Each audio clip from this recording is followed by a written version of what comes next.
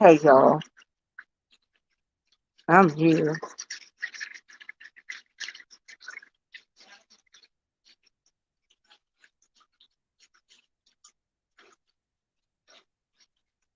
Hey, Vibrant. All right, we back. We is back. Hey, Love Blake.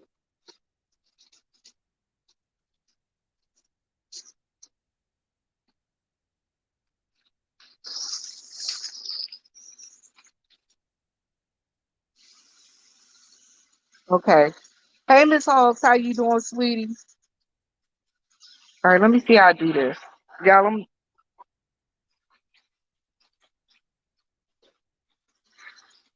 do more.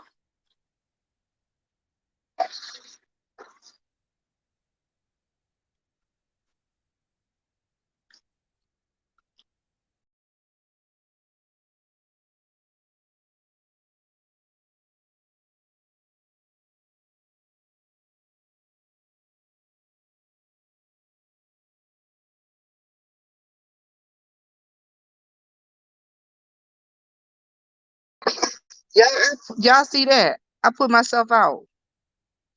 I'm so goofy. Decop. All right, so I'm on my phone, y'all. Can somebody tell me how to go on music? Yeah. Invite a guest. Here you go. Copy the clipboard. There you go. Boom. I figured it out, y'all. I'm telling y'all. Let me see. Post a comment. Okay. Bam. There you go. I just put it in the chat, y'all. So when Shelly get here, Shells, you here yet? Y'all see me? I'm being so new. I'm learning some new stuff. Thank y'all. Thank y'all. Y'all keep my learning curve up. Is Shells here yet? Y'all, this orange is so strong. All right, so y'all, we waiting on Shells to get here because I'm being nosy. Love Blake. So, okay, there you go. Hey, Shells. All right, so y'all, listen. Do y'all think SK is MK? KM? I'm just asking. Ooh, y'all, they got a hot towel they gonna put on there.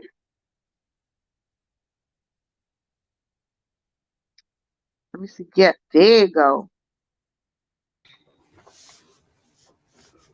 Hey, Hey, Vivian. Shells, how you doing, sweetie? I'm doing okay. I feel like I'm coming down with a little something like a sore throat. I've been having a headache, and but nonetheless, I'm gonna keep on pushing. I just got to the point where I'm like, I'm sick of COVID basically running my life. You know what I mean?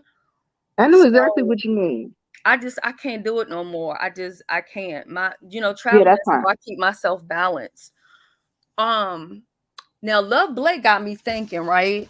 Because I don't remember. This is why I like having stream yards, because everybody can add the little pieces that they remember, and then you know what I'm saying. You put stuff together. Now this is what I do remember about King McKinsley. King was with VS, with the TSCC, because she only had a couple men that were over there. Chopper was one. King was one. Dwayne was one. Let's go with a it don't even matter with my feet. I'm sorry, Shelly. No, you're fine. But around the time that King had left, Yeah, it this don't is matter. um Gel on the toes. Dip for my fingers. Thank you. I'm sorry, Shells. Go ahead. What oh was no, you you're saying though? fine. When King had left, King and VS did fall out. Like right towards the end when she was leaving. I don't know what happened between them, but something did happen.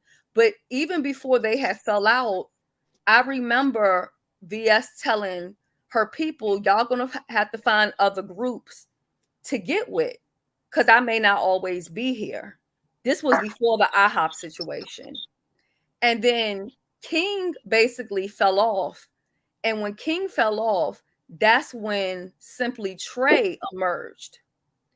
And then Simply Trey came out and basically was dragging different people and stuff like that. But I never had no issue with Simply Trey, so I'm not gonna dog him out. Like, we never had no beef or anything. I don't know much about him, but Mm-hmm. Simply Trey had got doxxed, and when Simply Trey got doxxed, I believe his address came back as like McKinley Boulevard or street or something. So people were saying that Simply Trey was King McKinley. The last thing I recall is Simply Trey making a video crying, pretty much like apologizing for the stuff he had been doing. Because at this point they had, exposed, doxed him and stuff like that. And I never seen Simply Trey after that. I never seen King McKinley. So it's weird that King McKinley's name is coming back around, because I think I heard somebody say the King was somewhere the other day. But is he Sir King? Could he be? It's very possible. A lot of these people, when they know all of this history, of the beef sector or whatever, it's because they've been around. They just change names. That's all they do. They don't ever leave. They don't go anywhere. So I gotta find the chat so I can see what Love Blake is saying, because I want to see what Love Blake knows, because we might be able Love to. Blake, what do you say? She says that's why he wanted to keep bringing up VS and Brianna. Asked him to leave VS out of it. Bring up, yes, and that could very well be possible. Now I will say that Sir King be knowing a whole lot about VS for somebody who claimed it just came on the scene. I will say that. Um, so I don't put it past it, and I don't even know why he brought my name up the other day, and I only know he brought my name up because it was played in somebody else's commentary. I don't speak on him. I don't like him. I don't deal with him, but I also don't speak on him. Like, I really don't speak on anybody, to be honest. You know what I'm saying? Because a lot of this stuff is stale and it's old and it's ridiculous. That's what it is. Hey, Lady Knuckles. But because somebody said the other day the King was over on Kwani's channel. Is that true? Love Blake, do you know anything about that? Because somebody said that in a chat that I was in the other day. They said go over there with King, over there with Kwani. And I'm thinking, King McKinley, I haven't seen him on YouTube in at least, I mean, it's got to be over a year. I haven't seen King McKinley nowhere. But see, this is the thing. I never heard King's voice. See, I only know him as a person that used to be in VS's chat and used to support VS, but I never knew him to be on any type of panel.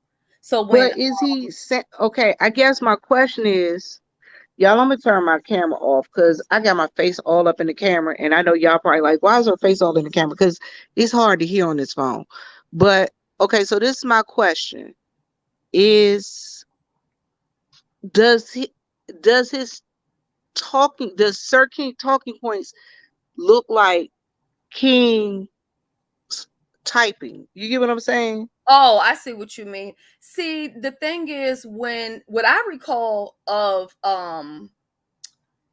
King, Sir King, as far as like their behavior wise, I wouldn't say that Sir King gives me, I mean, that King gives me the vibes of Sir King. But you never know, because people switch up. You know what I'm saying? But from what I can remember of King, um, I don't think so.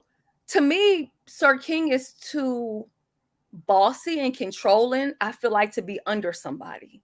But that's just my opinion. I could be wrong. Do you He's think too that okay? controlling. So now that you think he like okay, for instance, you know how people all like now this person is gone. Now I can become the king or queen. This is my chance. Well, you know what? you just said something and knocked something in my damn head. Sir King do call himself Sir King, and the other man name was King McKinsley. I don't know. I mean, I never. And think about it. Okay, yeah, I always felt like I was a king, but I couldn't be the king because, yeah, she wasn't gonna let me rule her roost. Think Right, about it. right. You're right, Vivian, and Love Blake. You're correct too. You're right about that. He didn't claim the wrench. See, and the wrench, I didn't really know much about the wrench. I just would block the wrench every time I would see the wrench because I don't really feature avatars like that. Like no shade It against was like nobody else. 700 wrenches too. It was like 700 now. Yeah, I know a couple people who was like the wrench's wife and the wrench's side piece. They just did it to be sarcastic, but um the wrench, it was pretty crazy. And then when Sir King came out and he was panel hopping, which let me just say this because I just feel the need to say it's on my spirit to say it this morning. What I'm tired of hearing people do is say that they don't want to be a content creator when all the while they really want to be one. If you want to do it, just do it. Stop coming on here panel hopping, proclaiming that you don't want to do this, and then the next thing you know, this is exactly what they're doing. Don't play with it, just do it. I blocked them all, Joyce. Every last one of them that came in my direction, I blocked it. Hey Joyce, hey Lady Knuckles. I'm with you. It's just so many people, and a lot of people aren't even panel hopping. Some of them they just go on certain panels and they just squat. That's exactly what they do. Or how about the ones who literally hit the link, get on the panel, and don't say a word? I mean, literally don't say nothing. I They do just that in J there. Wilson. No, you do it because you do it for the same reason why I used to do it, because people would get mad that you up there. So I would just hit the link to hit the link. But Mm-hmm. people will come up there and say something. There are people who literally come on the panels and don't say a word and sit up there for hours. I'm like, what are you doing? I don't understand that. I don't get it. I just want to know what is it that was so important that you had to say. I know why I be going up there. A lot of times I be going up there with Jay Wilson because I got stuff that like when Jay Wilson tell you we don't be talking on the phone, we don't. We talk every now and then, but we not just hey Jay, what you doing? Nothing, girl. What you doing? Nothing. All right, I'm not doing that. Mm-hmm. You know what I'm saying? When we talk, we like, all right, Jay, I got this going out and this is coming in. This is what I found out about this information, and this is what you need to know. He like, all right, Viv, thank you. Or I'll text him. See, I'm this type of person. If I have a contact for you, I'm not going to go live and ask you a question if I have a way to reach out to you on the back end. Because I just feel like everything is not for public consumption. And a lot of the issues, You right. You right. And my thing is this: if I got your information and I can hit you on the back end, and I would never try and come out and put you on blast on Front Street. right. See, this is the problem I have with that. I can't and will never respect anybody who rocks with a person. You rocking with that person and they the greatest thing since sliced bread. And then the minute they have a falling out, this person is all of these things. But weren't all of those things when y'all was cool? What changed? The only thing that changed is y'all no longer cool. So I'm not looking at them sideways. I'm looking at you sideways. Because if I didn't talk bad about a person when I was cool with them, I'm not going to dog them out since we're no longer cool. Just start coming up with all kind of crazy stuff. I'm not going to do that. Let me share this live out too. Let's see if I can share it from my phone. Yeah, so I don't that right there. You're not gonna get no cool. Shells, hold it down for a second. I'm gonna go out and then I'm gonna come back in. Okay, I got you. All right. I got you. I don't know how I do that. Oh, you don't know how to do it? Just hit leave studio. Don't hit end though. I Just don't know hit. what I'm doing. Yeah, there you go. You got it. Yeah, I'm not gonna look at that person sideways and be like, they whatever story they want to come up with. I don't want to hear it because you've been cool with this person for X amount of time. That's better. Okay, I'm glad. Yeah, I don't have any respect for that. I'm gonna be looking at the person who's saying that stuff crazy. You know, it's a lot of people who say stuff about me, but then you look back at them and wait a minute, you was cool with this person for 2, 3 years. You didn't say none of this. Now suddenly you have all of this to say. No, you need to be looking at that person. Don't be looking at me. We got so much animosity towards each other. You know What? what though? Shells. I ain't got time to have no animosity towards people. You know why? Cause I'm booked and busy. That part. And you know what it comes down to, Vivian, when a person is truly happy, and we all have things in our life that, you know what I'm saying, we're not happy about or we want to work on. But when you're truly happy, you don't have time to wake up in the morning and think how you can destroy somebody else's life. That's a person that's already hurt. And a person like that, I'm not even going to argue with because there's nothing I can do to you that's going to hurt you more than you're already hurting yourself. That's true. That's true. That's why I don't argue. I'm to the point, y'all.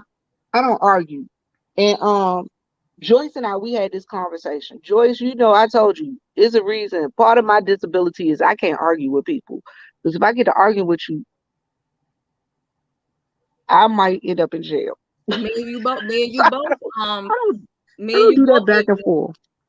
Me and you both, Vivian. Okay. I mean, I don't like, I see people in the do some, pull up. No, I'm not gonna do all of that. I'm not gonna yell at you. I'm not gonna be screaming at you. When I get quiet, that's when you gotta worry about me. When I get quiet on you, then you gotta worry about me. But this is what people have to understand too. When you give the disclaimer that you have these issues, like you have, and I have, and somebody keeps on taunting you and harassing you, 9 times out of 10, nothing's gonna happen to you. Something's gonna happen to them. Well, my thing is, if anything happened to them, it's gonna happen at my hand because I don't want the police knocking on my door worrying me to death. Because I got enough stuff to worry about with my mom and dad. That part. And that's all that really matters. Honestly, your family is what matters. A lot of these people, the reason why they have all of this energy is because they don't have any love in their life. You know Well, what I Joyce, mean? wait They a don't minute. What have it. Joyce said is right. Joyce said they'll use your anger as a setup. They will Yep. use your anger as a setup. And it drives people crazy now because a lot of people are so used to the S. Hutchinson popping off and they want to see that so bad, so bad. And I pay them absolutely dust. You know what? That's what Tita keeps saying. Tita keep laughing. She be like, "I'm gonna go to Miss V's school because I'm gonna learn how to." She said, "I'm gonna learn how to pay people dust. It's easy." That's why I always say, if I didn't see it, I didn't hear it. It didn't happen.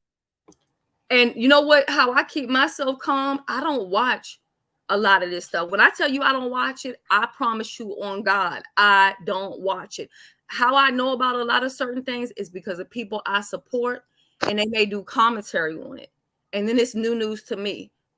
Because how is it going to help my life to go and listen to a lot of this stuff? How does it help my day? It doesn't. Because I know in real life, these people will never say the stuff that they say online to my face or probably to anybody else's face. And that's why they do it online. Because in real life, nobody that they know is listening to them. So they finally found a platform where they can hit a button and go live, talk ridiculous, and have thousands of people listen to them. But in real life, they can't even call 10 fucking people and hold a conversation because nobody wants to talk to them. Nobody wants to be bothered with them. And that's the truth of the matter. And Lady Knuckles, listen, hey, happy birthday, Mo's Kitchen. It's Mo's birthday.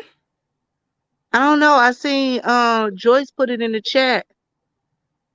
Oh, hey Mo, happy birthday. I know she over there cooking up some good stuff for her birthday. Mo be cooking it I up know over that's there. right. But I am at the point now. Hey, Brixton, how are you, sweetheart? I am at the point now. People just gonna have to learn that. Guess what? We just got to take these people with a grain of salt. Cause guess what? At the end of the day, what do I always say? It's all entertainment. It's Um, all supposed to be it's entertainment. supposed to be, but it's nothing entertaining about the stuff that these people are doing. You're right. There is nothing entertaining when you got people up in here calling people houses and bothering people mamas and bothering people churches and all that stuff. That's ridiculous. Ridiculous. You know what I do too, Vivian, which makes them even more mad. You got an echo on your side, or unless it's on my side. Hold up. Let me see. Let me see if I come off It my. was probably me. Go ahead, Shelly. Um, what makes people mad too is a lot of things and nasty things that people do, even to me, I don't speak about it. And the reason why I don't speak on it is because they want a reaction. They want you to say, oh, somebody's playing on my phone. They want you to say somebody called T-Mobile. They want you to say these things because then they feel like, oh, I really got you. No, I'm gonna let you carry on and do whatever you do. Because the one thing that you will not do, and I continue to say it, that you won't do. And I put all my money down on that. You're not gonna do that. So all that other stuff, it just don't even matter. That part, Joyce. Yeah, it's not entertaining. And first of all, I don't find some of the reads that people give are not even entertaining. Because when you have to go low, low, low, that's not funny. When you have to resort to the kids and the health and all that other kind of stuff, that's not funny or entertaining. I'm not even impressed with doxing at this point. Because what is changing about doxing? Nobody's leaving over doxing. They're continuing to do their content. So if the mission is to run a person off of YouTube, it's not working. It's not working. Well, my thing is, you are so mad at people that you trying to run people away. Now, what are you going to accomplish if that person runs away? If that person goes off YouTube, what have you accomplished besides being able to say, "Oh, I ran this person off YouTube," or you think you ran this person off YouTube? Tell me, what is it going to accomplish? You know what I think that a lot of people think is going to happen, but I don't. But well, no, in a way, it is kind of true. I think they feel like if they run people off, then it's more views for them. But if the people don't like you, they don't like you. They're not going to support you just because you ran. Let's just say I'm just gonna say Tracy because me and Tracy don't have no beef. So let's say if I run Tracy off of YouTube, how does that benefit me? If those people already don't like me, if her supporters don't like me, they're not gonna flock to me because I ran her off. People like who they If like. her supporters didn't like you before, they really hate you now. Right. But one thing I do know, since we talk about the VS thing, is that, and I told her this, I said to her, I said, when all this shit you're doing, when it all comes down to it, you're going to go down and you're going to be standing by yourself. I told her this shit. And she said, and she even put in her video, no, when I go down, we're going down like the Titanic. We're all going down together. And when she went down in that courtroom alone. All the people that was in her chat, so-called team members, look where they are now. A lot of them are frolicking with her enemies that she had beforehand. You see what I'm saying? So these people, one thing I learned, these people don't have no loyalty, none whatsoever, period. And I told her that, and that goes for everybody else.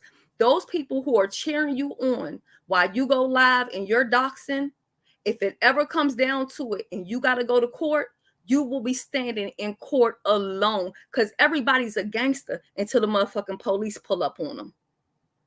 But one You thing know about what? me, I keep my Listen, same energy at all times. listen. Like I laugh all the time. They screamed about Hosanna, Hosanna, called Jesus King, and talked about how much they loved him. But when it was time to give him who you want, Jesus or Barabbas, give us Barabbas. And nobody's going to sacrifice their job for you. Nobody's going to be like, you know what? They about to give you 5 years, but you got them kids. So you know what? I'm going to take the rap for you. No, this is not that street life where somebody say, I'm gonna do the time for you, put some money on my books. No, no, no, no, no, no. They will let you do all that. They will sit in the chat and egg these people on, but they're not going to court. I'm gonna tell you the only person, let me take that back. I think the only person that will actually have people that will stand in court for them, and as much as I can't stand him, is Sean Bradley. Them people that support him, oh yeah, they'll go to court with him. They may even take a charge for him. But I can't say that for many other content creators, and that's just being real.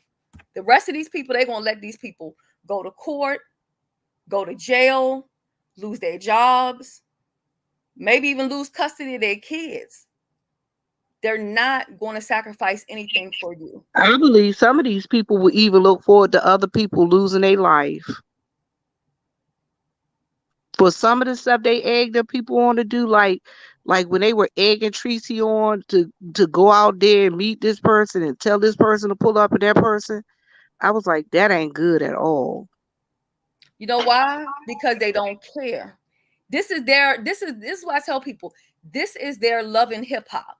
And they want to write the script for next week's show. So what they do is they get behind the scenes, they carry bones, they do all of this stuff because they want to be a part of the show without sacrificing anything of their own for it.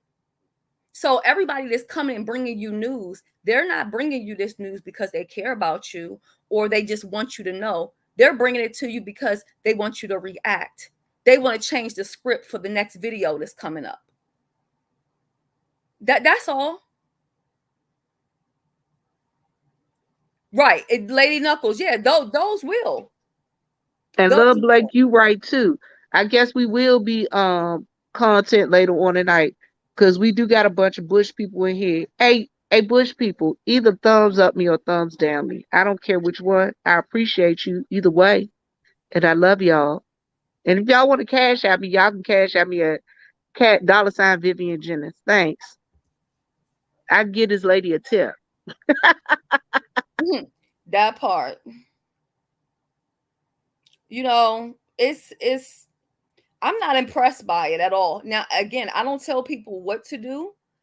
Um, because can't nobody tell me what to do. And people gonna do what they want to do anyway. People get mad at me about certain people I support, but these are grown people. I can't tell them what to do or how to do it. They're gonna do what they want to do. I can only give advice, and I try to give it to the upcoming content creators. Don't make the mistakes that I made. You know what I'm saying? Because if I'm gonna sit here and say I never made no mistakes, hell yeah, I made a lot of them, and I may continue to make some, but I try not to because I finally look at YouTube as a business, and at the end of the day, right about now, I'm here to get my bag. I'm not here to be nobody's friend. I'm not here to hear all your problems. I'm not here to pick you up off the corner and dust you off and fix you up. Um, I'm not here to be nobody's savior. Everybody's grown. Take care of yourself. Ain't got time for it. But the doxing is just it's a scare tactic, but clearly it doesn't work. Everybody's been doxed, and I don't think anybody's scared. Nobody's. I mean, are you scared of being doxed, Look, I done Vivian? dox myself. I put my service out there every Sunday, so y'all know exactly where I'm at.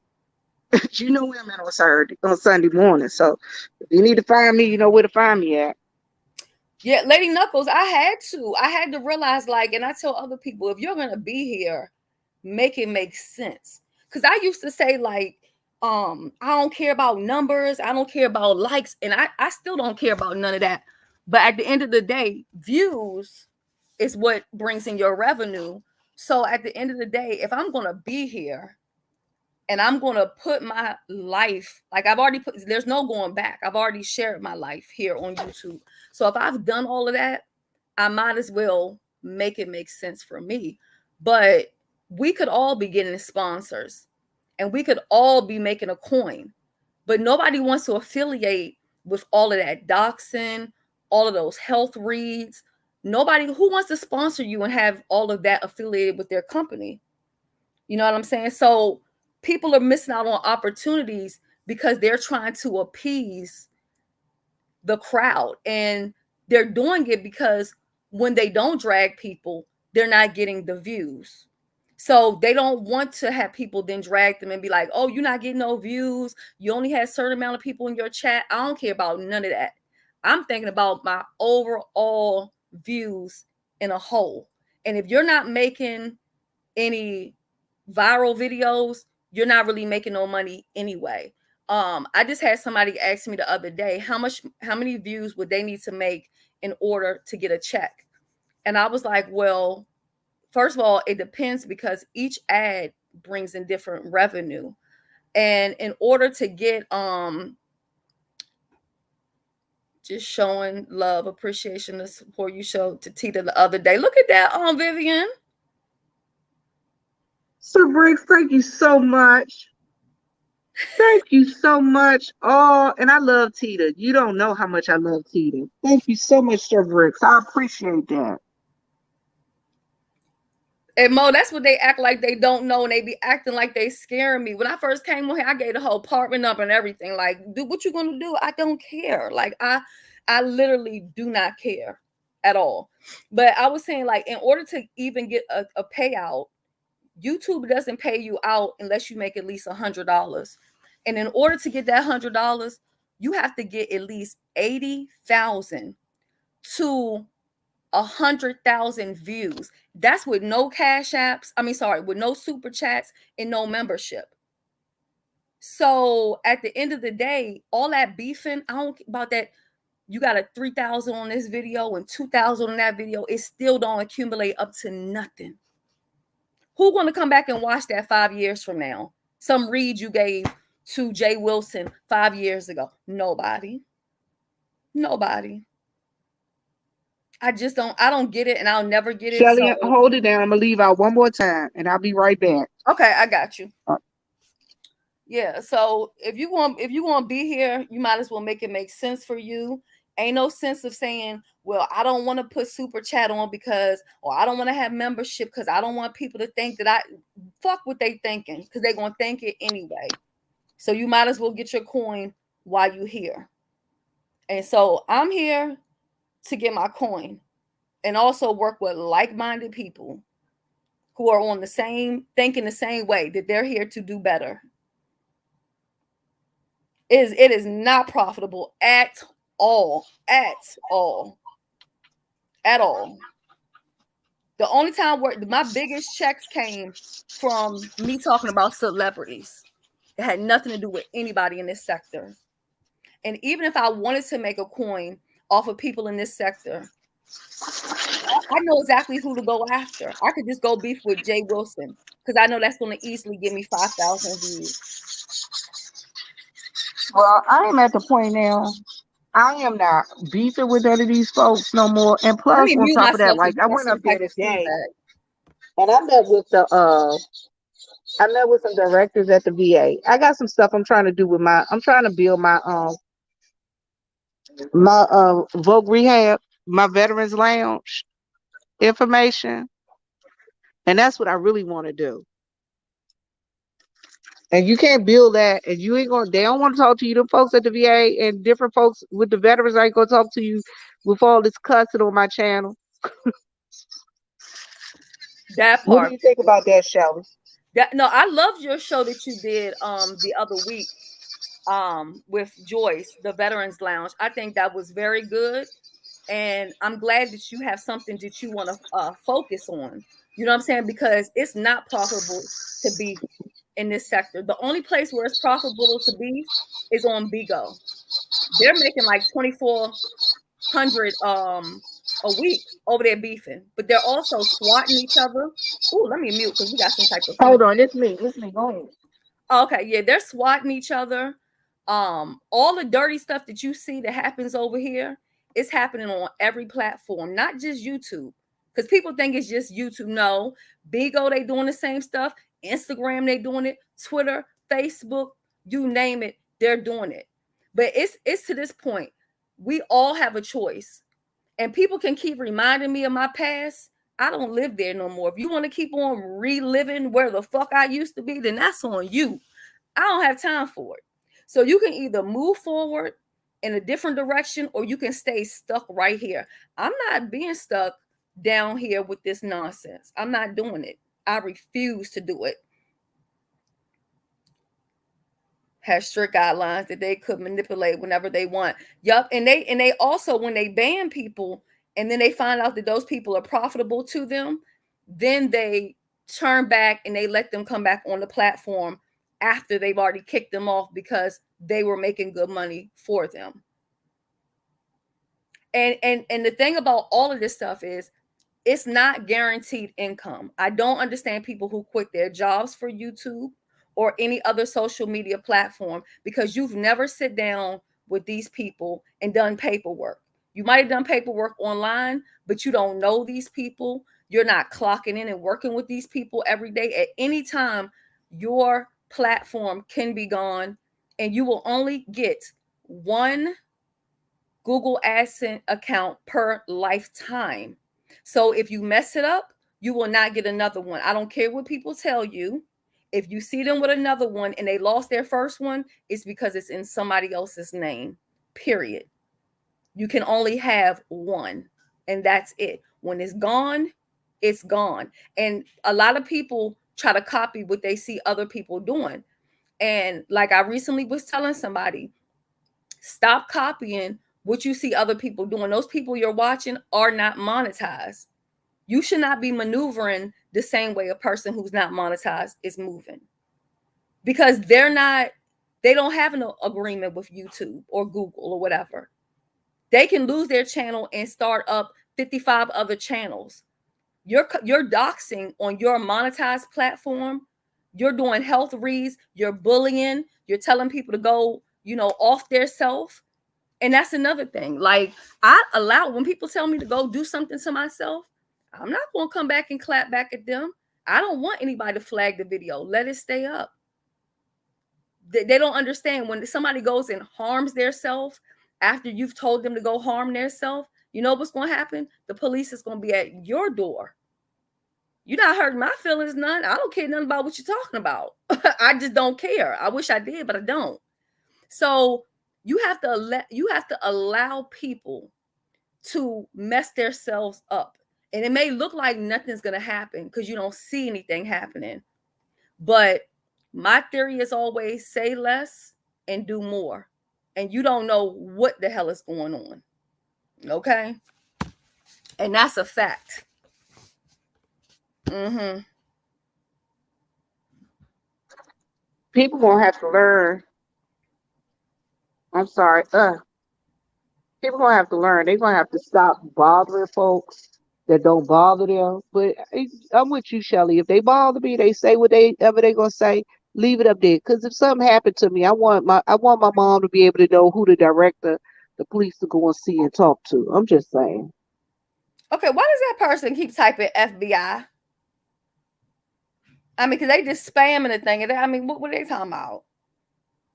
Carlton, hey, what does FBI help? What do you want? What do you want? We ain't worried about the FBI over here. We not worried about the FBI over here, Colton, whoever you are. Let me see if I can get rid of you.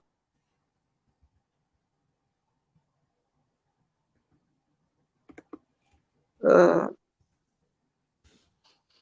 I'm gonna put you in timeout for right now, cause I don't understand what your issue is. Let me hide you. I don't understand what's wrong with you. I done put him. They control someplace else. Go on someplace else, Colton. A. We don't know who you are, why you over here. Go on and do whatever you're gonna do someplace else. But go ahead, Shelly. What would you say? Cause y'all Shelly teaching today. She giving out some facts. Child, it's a lot of it is crazy. And then I had somebody, they gonna know who they are when they hear what I say. They said, well, why aren't the police, or why isn't anything happening to a certain person that's doing a lot of things to children, adults and other people? The reason why nothing is being done is because nobody is actually reporting it. Why are people not reporting it? Because if you report it, then that kind of messes up. See, a lot of these people, they want these people to say crazy stuff. so that they can keep doing commentary on it. They don't really want it to end. If it ends, what are they going to talk about? They don't have any content. So if I was to bring said person down, this dragging children or doing whatever, who am I going to do my content about? What am I going to talk about? See, the problem with this sector is when everybody became each other's content. So you're relying on each other to do dumb shit so you can have something to talk about and go back and forth. And I refuse to do it because if I don't like you, I don't care if you eat or not.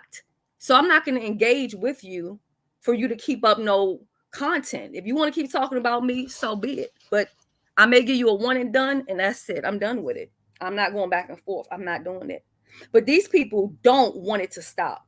If they stop it, it stops for them. They you got to have the villain and you got to have the victim. So if they have the villain, well then half the other content creators get to make content about that person and the things that they're doing. They're gonna get clicks and they're gonna get views. They don't want it to stop. Not for real, anyway. Nah, it's all manufactured beef because at the end of the day, a lot of these people don't hate each other in real life. We've seen that. We've seen these people claim that they dislike each other and then get together and break bread. Now, some people said, well, I was being cordial. I don't know where the F they from, but Vivian, we come from the same place. And you know damn well we don't sit down and break bread with nobody that we was just talking about 2 days ago with masks on. Okay, you know that to be a fact. Ain't nobody doing that. For real, for real. So it's I ain't trying to orchestrated. break bread with you. I ain't trying to talk to you. I ain't trying to meet you. I don't want to talk to you. I don't want to. I ain't got nothing to say about you. I ain't got nothing to say to you. That's a fact. Because I told Ty from the get-go, I named all the people. I said I could never be in the same room with these people. And she said, well, what about if I put them on one floor and you on another floor? Nah, that's not going to work with me. I cannot sit up in somebody's face that I don't deal with. I just can't do it. So that's how you know that a lot of this beef stuff is just for YouTube. It's not for real. And if these people bump into each other today or tomorrow, it won't be for real. Now, for me, I was traveling the other day. I didn't know that somebody I can't stand was traveling too. I left from BWI Airport. I'm sure they left from BWI Airport as well. If I saw them, do you think that I would act like I didn't see them? Do you think I would walk past them like I did not see them? Do you think I would shake their hand and say, hey, what's going on? Hey, absolutely not. I'm going to say, what's that shit you was talking on the internet? That's what it would be for me. I can't speak for nobody else. See, all that back and forth and playing around on the internet. No, I'm not into that. I'm not into that. That part, Mo, that's a deal breaker for me. When it comes to my kids, to me, you're dead. You cross the line with my kids, we can't come back from that. We're not making up. We're not going to be friends again. We're not going to be cordial. When you come for my kids, you cross the line.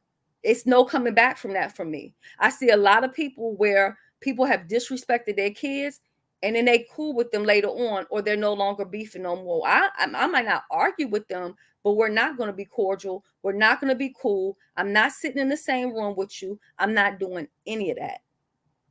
But see, a lot of times what happens is when they fake be cool with each other, they do certain things and they don't want their business to get told. Just like I've been telling people about the closet lesbians. People think I'm just talking to be talking. No, no, no. You got some people who don't have smoke for other people because they've been doing certain shit behind the scenes. And if they were to like basically stand up and say, well, you went too far or you fake or phony, they would expose some shit that's been gone on when they've been hooking up on these little excursions. And they don't want that information to be told. But it's been told. And that's a fact. Joyce, you know what I'm talking about. You know exactly what I'm talking about. You have women on here who say that they straight, but they professing their love or infatuation for another woman. And they don't want that tea to come out. But the truth of the matter is the tea is already out. There's a lot of things I could talk about. I just don't care. Like these people are people that I would not sit with in real life. So But you know what? That's what I was asking this morning. What is up with all these bi-curious women? If they bi-curious, be bi-curious and go ahead and, tell whatever you want to tell it. But stop coming on here professing your love to folk that you don't know and you ain't ever met and you probably won't ever meet. you know what no, they not bi-curious. They straight up lesbians. They straight up lesbians. Ain't no bi-curious to it. They ain't no bi-curious. Nah, you don't reach 40 years old being bi-curious. No. And see the thing about me, because they try to put that on me. The thing is, I'm grown. If I want to slide my panties to the side for another bitch, I can do that. Why? Because I'm grown. But see, one thing about me, I'm never gonna let nobody spray me with my own tea. So before I let somebody hold something over my head, I will come right on here and be like, you know what? I don't give a fuck if I gotta say I was drunk. And yeah, I told the old girl I was into her. But I'm not gonna let you bully me or hold nothing over my head because I'm scared you're gonna tell my tea. The truth is, we already know your tea, girl. We already know it. We already know it. I'm surprised nobody really haven't. And the one person that really didn't know a lot of this shit, what I'm talking about, is Jay Dunn. And I'm surprised she haven't really put it out there like that. You may wonder why some people been nice to her lately. I'm just saying. If now y'all pick that, pick that up and put it in your pocket if you caught it. If you didn't catch it, I can't help you.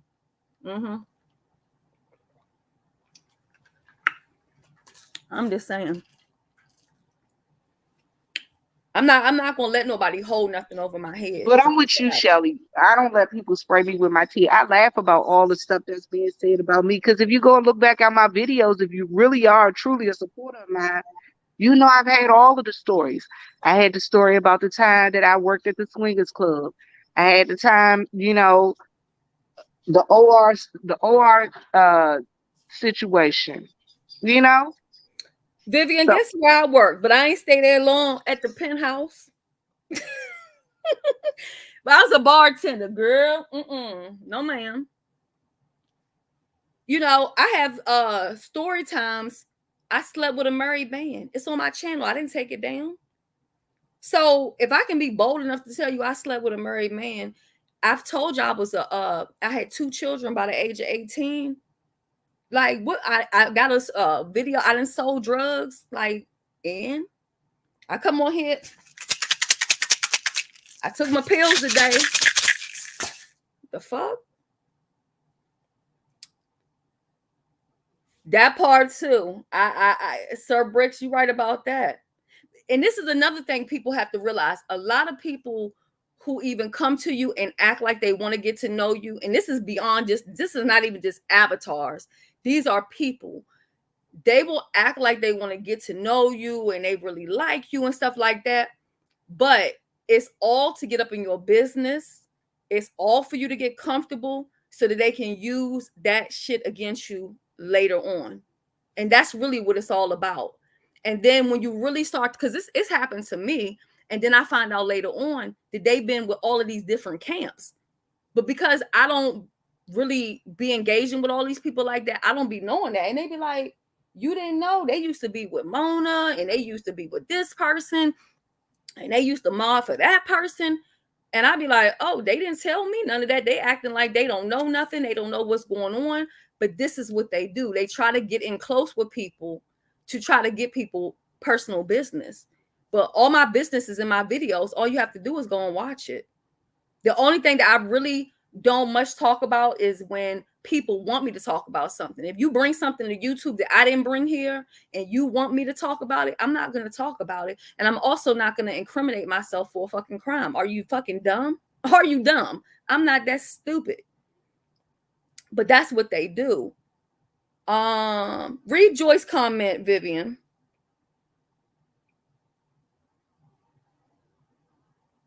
Well, I think Vivian on mute. I'm gonna read it. Joyce said, "Oh, you got Shelly, it." Yeah, Shelly, my thing is, my favorite saying is no co defendants, no co-conspirators. that part. If I'm gonna do it, I'm gonna do it by myself. I don't want nobody. I don't need nobody to go with me. I don't need you telling nobody how it was done. Nope. I'm gonna be the one. And that right there is the preaching. Whatever you tell them privately, better be good for the public to know. And it says people fall out and disclose secrets all the time on this platform, and that is a fact. And what I always say is, if they did it to me, they'll do it to you. Don't think you special. They be thinking, oh, they did it to this person because no, they did it to me because they wanted to do it to me. They're gonna do it to you too if you get them the opportunity or the chance. You know what I mean? And then a lot of these people too, they sometimes when you show people like genuine respect or love or attention, when you cut them loose, they lose their mind. They start acting like single white female because you are the most attention that they have ever received in their life. And they will lead people to believe that, you were obsessed with them or you were whatever. But then you'll see me per se not talking about these people, but they can't stop speaking on me. I'm not thinking about I don't even know these people are alive until somebody brings it to my attention. Child Joyce. Yes, they become straight up stalkers. I was on my Instagram, right? And I was blocking. I'm like, do this person really think I don't see them here on my Instagram? Let me just block you because you have you don't know what to do with yourself. People that I don't fuck with, I don't go checking on their Instagram to see what's going on. I don't go to their Facebook to go see what's going on. I don't do any of that because I don't care. I honestly don't care if they live or die. I don't care. I don't care. Shelly, I've heard somebody on here. I've heard TB say he's a dead man to me, but he keep resurrecting the dead. I'm telling you, I done kill some folks off. I don't even know where they at. They buried and stinking. Well, you know what? And I'm not going to get into too much because this is definitely a topic that I'm going to have at some point. And it's not even for, per se, the beef sector. But what I'm sick of seeing is men who constantly want to argue with women, but they're quick to forgive a man. That I don't understand. I'd rather them cast off a woman and don't speak on a woman no more than to make up with a man who's disrespected them just as equally. That I don't respect. I don't really respect men who sit there and call women bitches and all kind of names like that. To me, that's just some weak ass shit. Because men that I know don't argue with women. Shelly, even the gay dudes I know don't argue with women. That's what I'm trying to tell you. I don't know anybody that argues with women, period. But on YouTube. D-Cop, I have something for you. I've already reached out to Joyce, and anybody can take this and run with it and say I'm behind the scenes doing whatever. I'm doing what the hell I want to do. Everything ain't for public consumption. Don't get mad because you don't know what it is. But I have some actually what I wanted to tell D-Cop is some of my own personal business. It ain't nobody else's business. I want to tell her my business. I was just able to tell Joyce slightly some of my business. But then I saw you was live. So I said, Joyce, let me get back over here with Vivian. And when it's over, we'll get back to my business. Okay? But my thing is, listen, you got folks around here, they just want to be, I'm with you, Shelly. They want to be nasty. They want to be mean. Their lives are miserable. They ain't got nothing else better to do but to hate on you and everybody around you. And they don't even understand that their life would be a lot better, and they'll be a lot happier if they just leave folk alone. That part. I think a lot of these people are going to play their self. And I do see just this, I feel like, because, we already have, it was just a recent court case. We saw that, even though I think that got thrown out or whatever. I'm not for sure. With Jason and the other girl, I don't speak on her either. So we seen that court thing, and then we all know that Sean and the Rita, that's a whole court case. But I ended up, I see some other court stuff coming about, which entertainment should never result into court stuff. But it has to, because people don't know when to stop. That part right there. People don't know when to stop. They don't know when to not bother folk. They always talking to people and talking crazy to them. And like I told you guys, my thing is I'm about to change some stuff around on my channel. I'm about to change some stuff around on my channel. Y'all gonna be like, what in the world? But my thing is I'm ready to start focusing more on my church services and more on my thing when I be talking about the mental health thing. Right. Cause my thing is I want everybody to choose to be happy. You know, you got so many people walking around here, they just sad and mad and don't know why. Child. Well, we know why they mad because a lot of them, their life is not what they want people to think that it is. Nobody who's truly happy just sits around angry every day. You wake up in the morning, you hollering and screaming. Late at night, you hollering and screaming. Yeah, you're going to holler and scream sometimes when you're defending yourself or if you're passionate about something. But every single day, you don't have one day when you're happy, not a half an hour when you're happy. Just every day you mad. That's You crazy, gotta have some peace in your life sometime. right? I tell everybody, you know what? I thank God for a peace of mind, PEACE of mind.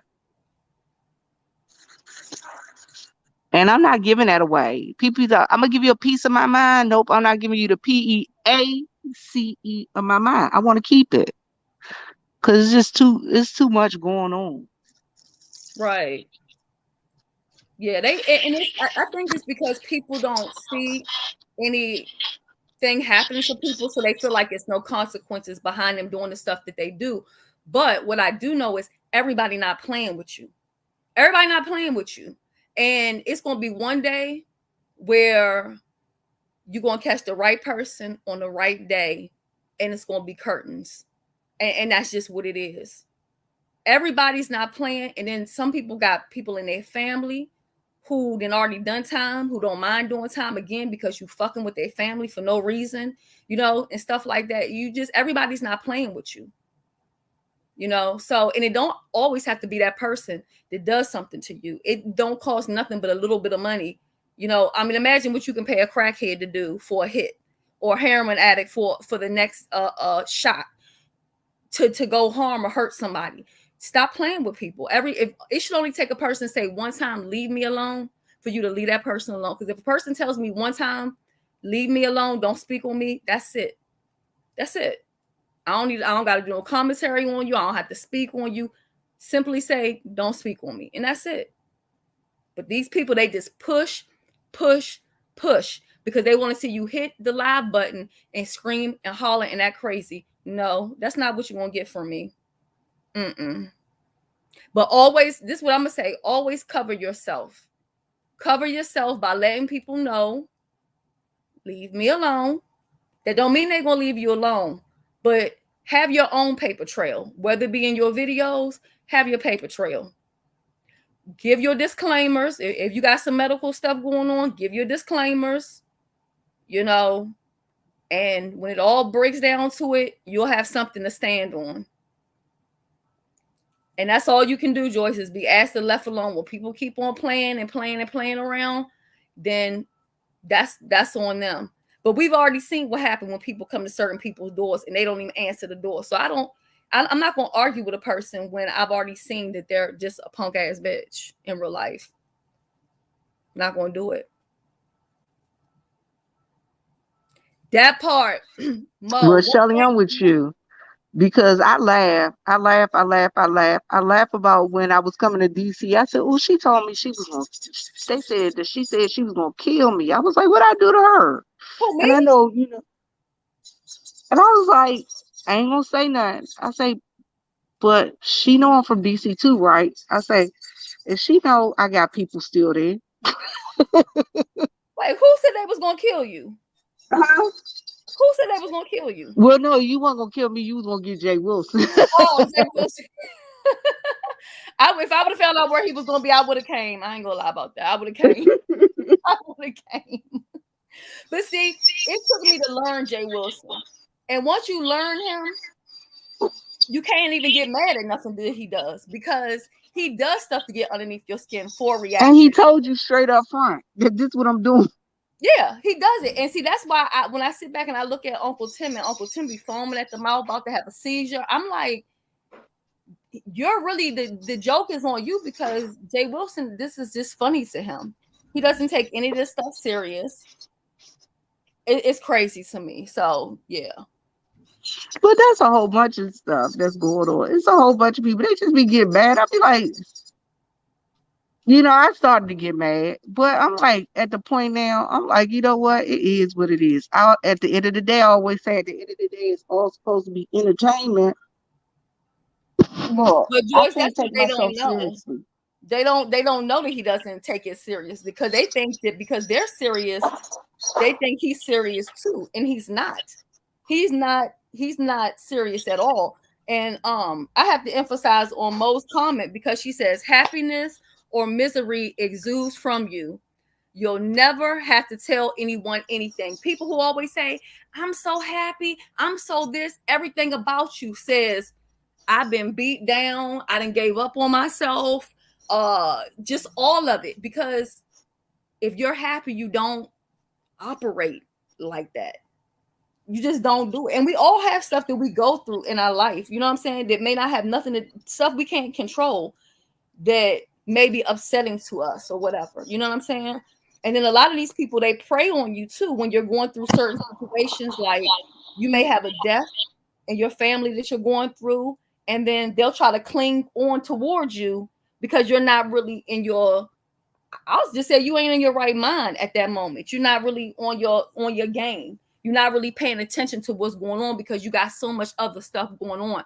If you have health issues, you might be consumed with that. So you're not really paying attention to this other nonsense that these people are doing. But all the while, they over there just plotting. And I mean, anybody that has to sit back and plot on people on the internet, you just got to reevaluate your entire life.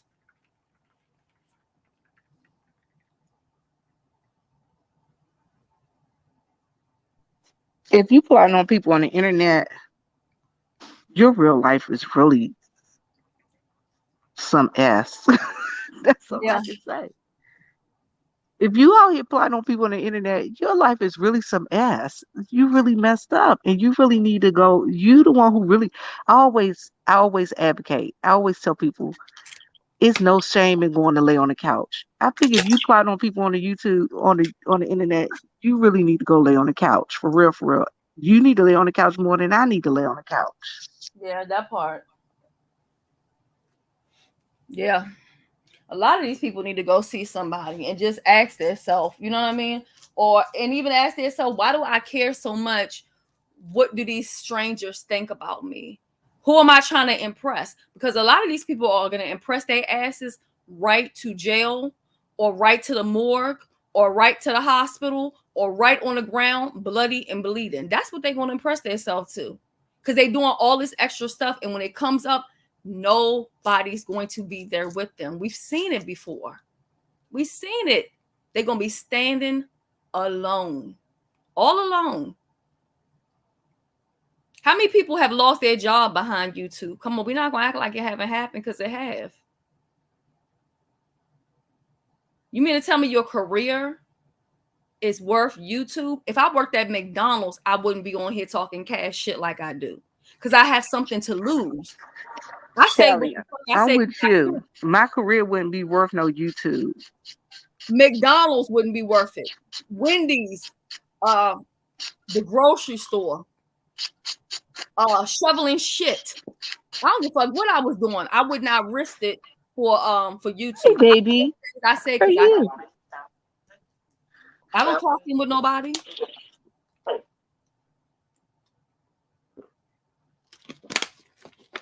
But even now, since it's a business, I'm not gonna be arguing with everybody just cause. That's what I don't understand. Why would you risk your livelihood? You got to feed your kids. You got mortgages to pay. You got bills to pay. You got student loans and things of that nature. Especially like people went to college and they got student loans to still pay off, and they up on YouTube risking not being able to pay their student loans for a Google AdSense check that's not going to add up to what their job is. Come on now. You know another red flag, Vivian? when all their friends is from social media? Why you don't have no friends in real life? Why are all your friends from off of YouTube? That is another red flag. Red flag. Mm-mm. It's nothing wrong with having meeting people off of YouTube and being cool with them. I'm not saying that it, because once upon a time I'm like nah. But there are people I've met that I'm very fond of, and I'm not going to downplay it just because you know what I'm saying. I met them from YouTube or whatever. I met Sharon from YouTube. We'll be on vacation in 3 days. You know what I'm saying? So nah, everybody on here is not bad. Everybody on here is not crazy. But when you look and every person they talk to on the phone is from YouTube, everybody they hang out with is from YouTube. Something is wrong with them. Where your cousin at? Where your friend from high school? Where your friend from church? Where your coworker from your job at? Or your old coworker? Something not right with that. Why your own family don't want to be bothered with you? Red flags. You right about that. You right about that. You don't know nobody outside of YouTube.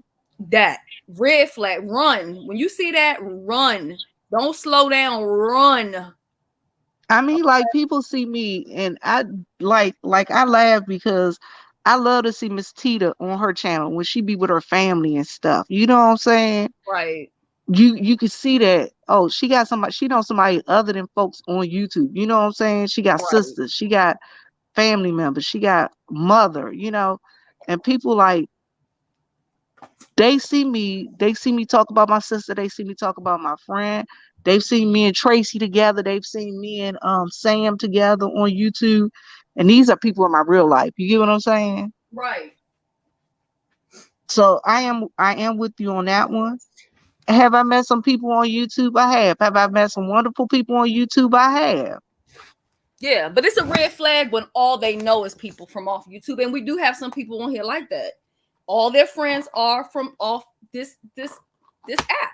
No. Something's not right with that. Something is wrong with that. And then I can't understand nobody saying that they happily married and you Not only are all their friends on YouTube, but they've never actually met these people in real life. that part. That's the next thing. It's some decent people on here, but you got a lot of people who make it bad to where you don't even want to get to meet anybody. You know what I'm saying? Because you be like, no, you start thinking everybody's the same and everybody with the same foolishness. But nah, everybody's really not like that.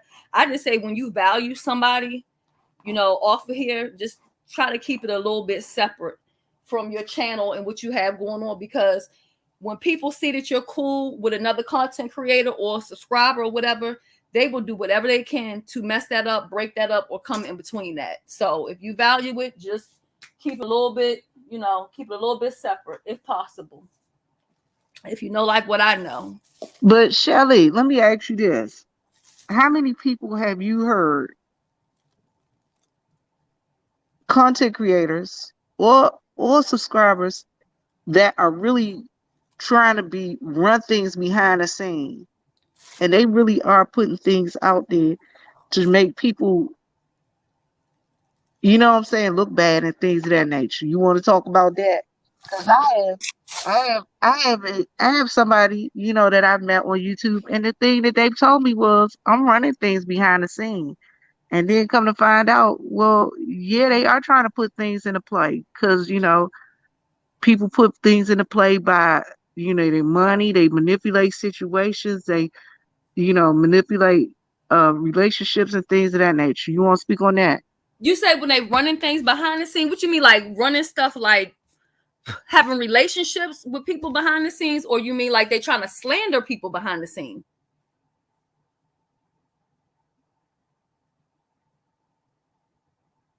Like, for instance, they try to, like, run platforms and things of that nature behind the scenes. Oh yeah, yes. Yeah, you do have people who do that. And I don't know really why they really do that, because what are you getting out of it? You're not the page manager. You're not making any money behind it. But again, I think it comes down to acceptance. And I've had to tell a couple people, if you got that much energy to so-called run somebody else's platform, you might as well get your own and run that. Because what's the point? Why are you trying to run somebody else? You trying to, as I was saying to somebody else, you trying to help somebody maintain their mansion. Meanwhile, you're living in the projects in a shack and the roof is leaking. What are you doing? That don't make no sense to me. That makes no sense to me. But I think a lot of these people too, it's some extra stuff that's going on there. And I think it's the need for acceptance, because I've seen it myself where, these people be gassing it up like they doing all this stuff with people behind the scenes and they helping them build up. And these people ain't got shit. The people they bragging about, these aren't people with 100,000 subscribers.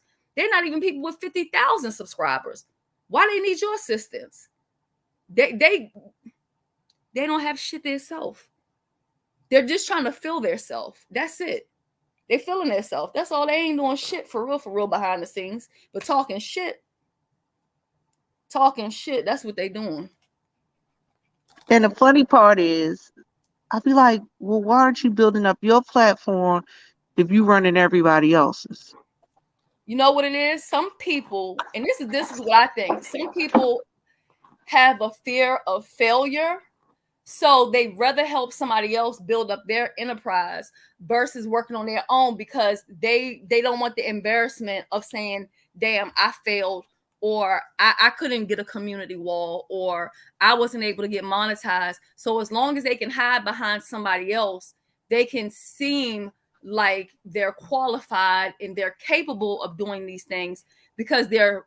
What the heck is recycle super chats? Oh, that's when they when it's like, okay, like if I super chat you and then I cancel it, or you super chat me back, or like what they play the Cash App game where, okay, Vivian, Cash App me $1 when I go live, and then when you go live, I'm a Cash App you back $1, because once people hear that ding ding ding ding ding, then they want to do it. That's just a way for them to bring in money, but they're really not earning no money. They're just recycling that same $10 or $5 back and forth. You Cash App me the money, and then I'm gonna refund it right back to you, and then send it to me again, because people will feel like they need to Cash App. It's a trick that they do, but it's not really a trick because people know all about it. A lot of these people where you hear that Cash App going ding ding ding the whole time they live, those are not real Cash Apps. I mean, people are Cash Apping them, but it's an agreement that they have behind the scenes. When I go live, Cash App me, and I'm gonna Cash App you right back.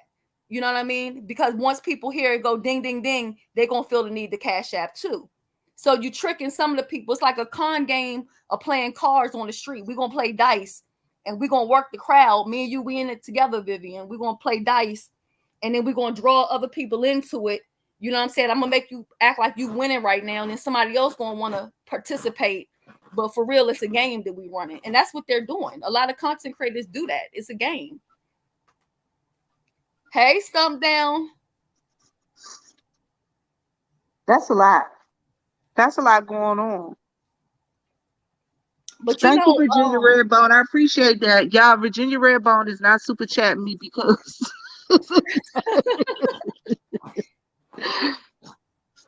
hey, Stump Down, how you doing, sweetheart? I'm telling y'all, this whole thing is new to me, but it's not new. I'm gonna wait, tell you didn't know y'all. people was doing that? No, Yeah, girl, that's an old thing they've been doing. They've been doing that for a long time. no, I didn't know they be doing that. That's So why you they make sure that the super chat, that their phone is near them when they're live, so that you can hear that super chat. I mean, I'm sorry, the Cash App. Because once people hear it, it's like you feel the need to do it. You know what I mean? It's just like a super chat. Somebody super chat, somebody else is gonna super chat. So it's stuff that they work out behind the scenes. You know what I mean? And it's a secret until it's an issue with they fall out with somebody, and then they tell it too. But yeah, that's they ridiculous. that. That is ridiculous.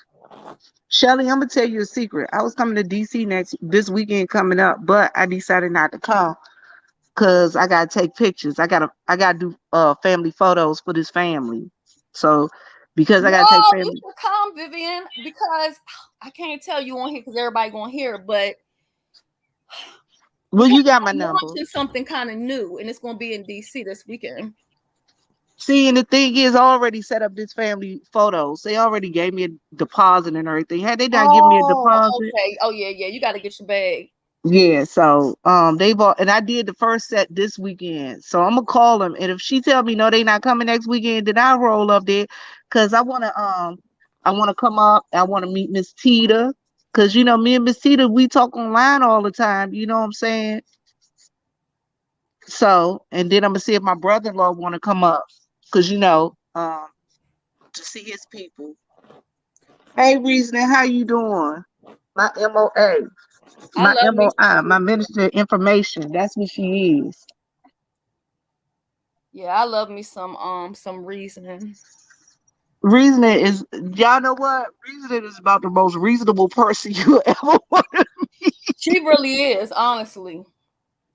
I be seeing sometimes where I feel like people be trying to draw her into some shit and she swerves right around it. Reasoning is not playing that. That's the thing I love about her. That's my Minister of Information. If I need some information, I'm calling Reason. Reason, I need to find this out. She gonna figure it out for me. You know what? I like what Mo's Kitchen said. She said, imagine if they put that energy into something reputable. Ooh, Mo. If these people around here put that energy into something reputable, guess what? You know what I be saying There'll be some too? Fortune 500 companies. Even if they put their energy into finding missing children, child, They always oh complain yeah, about the black reason, women that's missing. Guess what? They be able to find them all. child, they will be able to find them, their grandparents, their ancestors, the DNA, the every damn thing if they just did Shelly, it. you know reasoning is in the DMV, right? I know she is. We was talking about it one day, and then the last time I hadn't seen her in a while, she said she was working two jobs, so I hadn't really been seeing her. But anytime she have, Yeah, her first um, job is finding out information for me. No, I'm just playing, y'all. oh Lord, don't say that she gonna start getting blocked when she hop in chats. You know how these people crazy.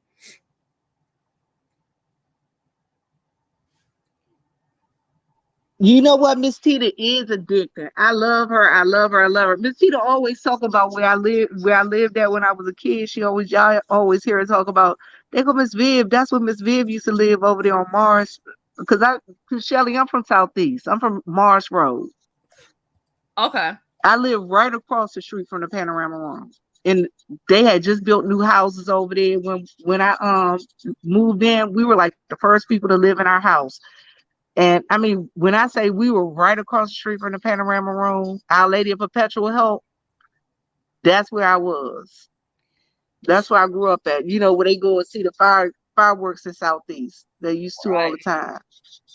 You know, You they know didn't what I'm saying? cleaned it up so much around there, so they're going high and expensive. All them condos and everything else they didn't put up there, put up over there.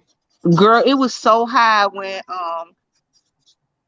if we would have stayed in the house that we lived in, girl, my daddy could easily get, because Shelly, when I left my house in Southeast off of Newcomb Street, shoot, my house, I bought my house for I think 169.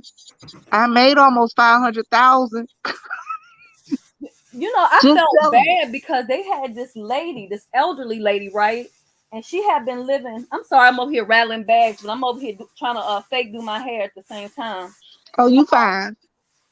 So they had this old lady. I think she was like almost like 90 years old, and she had been living in her apartment since I don't know, like forever. And you know, because DC got rent control, so her rent was only like 300 and some change. She wasn't on no program, no nothing. But you know, DC don't go up on your rent all crazy like how they do in Maryland. Every year in Maryland they might go up on your rent $200, $100, whatever.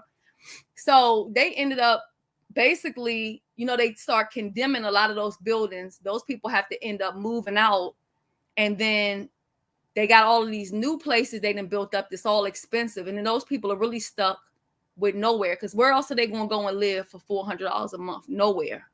That's what's sad to me. That's really sad. Look, I got folks in DC, so I understand. I understand about that. As right now, my brother up there, he doing, I got nieces up there, I got nephews up there, I got cousins, aunties. So I understand about that. And I keep telling them, y'all better come on down here and get some of this country living. My niece, she refused to leave DC. She refused to leave it. She'll come out here for a little bit, well, she grown and still, she got a daughter and everything, but my brother has tried forever to get her to leave.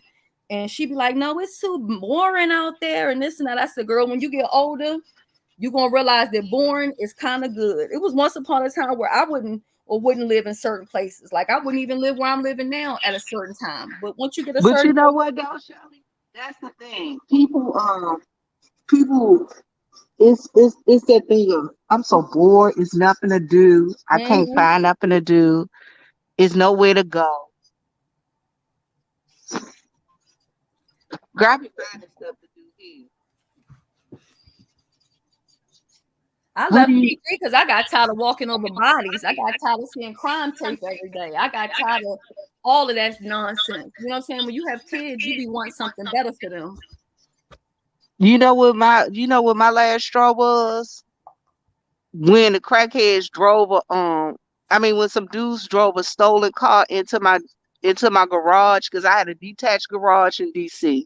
Would Oh you know God. that's a premium? Right. And they drove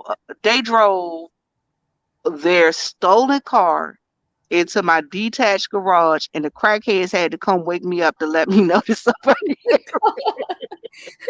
The only good thing about living in the hood is like where I lived at in PG, I didn't have to worry about nobody breaking in my house because them niggas would not leave from them steps. I would leave and go to the club like 12 o'clock at night.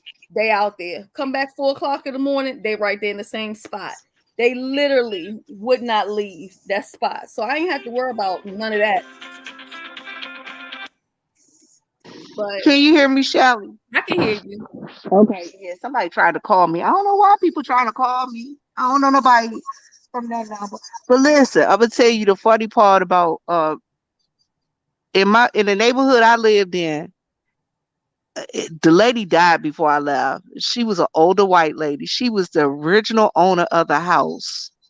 She remembers when her husband father paid $6,000 for the house. Oh my God. 6,000? Her husband worked for St. Elizabeth's for years. And I mean, she was a card carrying contributor to the Boys and Girls Club over there in Southeast. I mean, to the point of where if they needed something, they come down there. The policemen, they just come to her house. They be like, we need this or we need that. And she be like, okay, would go to the store, pick it up. It's already there waiting on you. You know what I'm saying? She'll call the store and give them her credit card number and have like refrigerators and lights and anything they needed. Anything they needed. They used to come down there, change her light bulbs, paint her house, or everything. That's why my neighborhood was like real, real safe. So they ain't bother us. The police was always on our street. You got a lot of these people on here that need to have been at St. Elizabeth somewhere. Because that's how they act. Hey Shelly, I don't know if I told this story. You know, I used to teach in Southeast. I used to teach at Johnson Junior High School. And I had a teacher that worked with me my first year. The man actually was a patient at St. E. Shut up! What? He was a St. E's patient. He was a teacher? Oh my We was like, God. why do you sleep all the time? And we come to find out he was on medication. He was actually he was a inpatient at St. E's that they let come out every day to go teach school. Oh my God. No wonder the kids is off the hook. Shit, what they they gotta be teach they them? be in there, they be coming to give me. They be like, I'll teach you sleep again. Can you wake him up? Uh-uh. But see, this is what a lot of people don't even know either, right? They try to like shame people with mental health, but don't you know? Well, I'm sure you know this. Half the therapists or whatever, they on medication their damn self. My Well, therapist just told therapists me have I'm on to therapists have medication. to see therapists because you can't deal with that much debauchery and craziness all the time and not feel some type of way. Right. But I always wonder what made them go into that profession. And I think most of them went to that profession because they were suffering from mental health issues, or either somebody in their family was suffering from it. Because I just don't see what would make a person decide to have that be their career just out of nowhere. Shelly, every time I talk to my therapist, she always asks me, Miss Jennings, why don't you want to ever go to back to school and become a therapist? I say, because if I had to listen to stuff like I tell you, I don't want to hear that all day. I You know can't why have I that in think my it's doing spirit it? all day. It's also triggering. Like I always tell people I can't be around a whole bunch of crazy people because their bipolar will start affecting my damn bipolar. Next thing I know, I'm fully manic because of these motherfuckers. No, get away from me with that. You know what? That is true. And I tell people that's why a lot of times on YouTube, you see a lot of people acting once, like if you see certain chats and everybody start going off, Yeah, that's because they triggering one another. They actually are feeding one another's crazy. And that's I tell exactly people what it that. is. That's exactly what it is, and they do it especially on those panels. You notice how it can be real calm until one person come up there and act crazy, and then Hmm. the whole panel then went nuts. Mm-mm. I ain't got time. But I tell people that, look, Shelly, I used to teach special needs. So when I used to teach special needs, I used to see it in the classroom all the time where you see one person coming in and it be all calm and cool and nice, and then all of a sudden everybody in the classroom just lose it. And you be looking like, what the heck just happened? Yeah, What I just missed? you have a Or do lot of that these people kid that that need to be came in and told honest. you, I wanna yeah, look, I had this one kid one day coming in and told our class was so calm and cool. We was having so much fun. And I had a kid that came in there and told me, I'm gonna eat her, I'm gonna eat her, I'm gonna eat her. I ain't gonna eat her. She smell like fish, but and my whole class erupted. I'm telling you, it went I couldn't settle them down for the rest of the day. Yeah, it But only takes that's that crazy that's and just the way crazy don't it work is though. together. One person can change your whole can change the whole room. Yep. That's why I don't go certain places, especially platforms that don't have no type of structure, no order. I can't, I'm to the point I can't deal with all that yelling. I can't deal with all that hollering. I can't deal with everybody talking at the same time, which I think is nothing but a deflection. So that you can't really hear what's really going on. You can't solve anything when everybody's yelling in places like that. I just exit right up out of there. Y'all have fun. I'm gone. And I'm just That's not why I don't do a whole lot of okay. panels. Because when they start doing all them panels and you see 12 people coming up there and they be bombarding each other and everybody got something to say about something and it ain't nothing, it's ridiculous. I mean, I have a better question. Why is it interesting? I guess this is Lady more Knuckles, baby, so. look, Shelly. Lady Knuckles said, it's people energies that mess up the room. Yes, energy is so powerful. And I tell people that all the time. I can't even be around people in real life. If their energy is a certain way or their mood is a certain way, get away from me. Because your shit gonna transfer over to me and I don't have time for it. You know what I mean? But what I don't understand, and this is for the subscribers, why or what is it that makes them sit in a room and hear a story that they have heard 10 million times? Like, no shade. I went over there and this is nothing against Jay Dunn, because I deal with Jay Dunn, but I went over there and they were back talking about that show. I was like, have a good night. I'm not about to listen. I mean, how many times do we got to hear about that show? That's crazy to me. I can't listen to it. What are we gonna learn new? Just keep recycling the same stuff because history don't change. Whatever happened, happened. But that's what it is. Most of the people content around here is recycled foolishness. Recycle it. That's why nothing ever goes away. It's like 6 years later they come up with the same stuff. They still talking about IHOP gate, you know, Girl, they still talk about DC Gate. that part. They talk about San Antonio. They talk about Vegas Gate. Yeah, shit. And that was what Vegas gate was 2016. We are in 2021. That was 5 years ago. I can't understand it. And people will be lined up in there, 300 people in a room. I'm like, I'm not listening to that shit. I mean, it's a whole bunch of stuff. I mean, I just laugh. Now the big, now everybody talk about this show. The show. I'm so tired of this Wait, what show that show? nobody that never You mean the happened. show no show?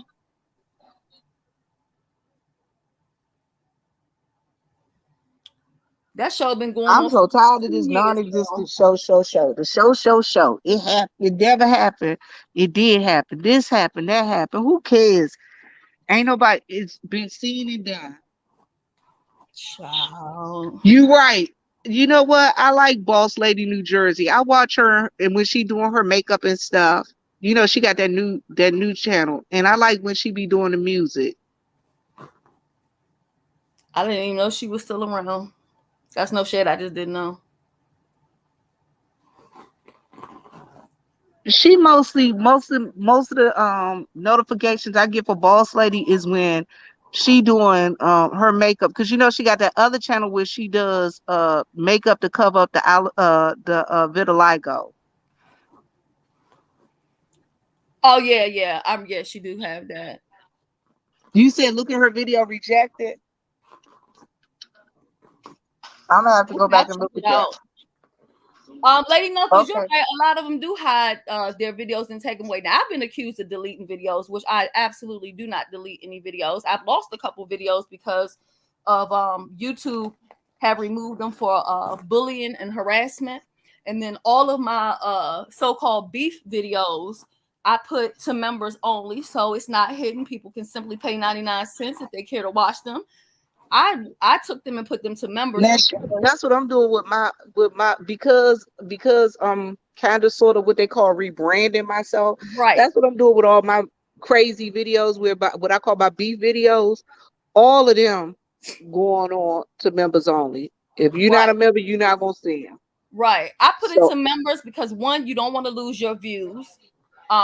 Your overall views for your channel, right? So you still want to maintain your views. Why give up the money? Well, you're not going whatever money you make, you make. But I don't want it when people come to my channel and they click on it, the first thing they see is just a bunch of cussing and fussing and arguing with irrelevant people. So that's why a lot of those videos for me are there, but I know some other people do take them down because they make up with the person and then they no longer have that beef, so then they'll remove the video and then maybe somebody coming around new, they might not know anything about it.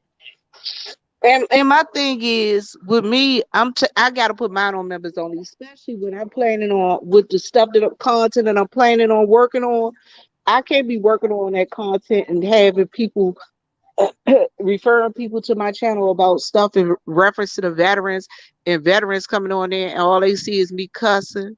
I Right. don't mind with my church videos, but I'm talking about like my just so Yeah, yeah. it's not a good look because you like I can show you my email and I have so many companies that still even reaching out to me and I've just declined because I don't want to be trying to partner with too many people. I'm like, for my main channel, I'm already partnered with who I'm partnered with and I'm good. But you don't want people to see that they're not going to reach out to you for sponsorship or for anything else. So I'm not, yeah, and then I also And don't. it's not even about sponsorship, Shelly. Mine is mostly about the content that I want to get out there. I want to get out there content to veterans.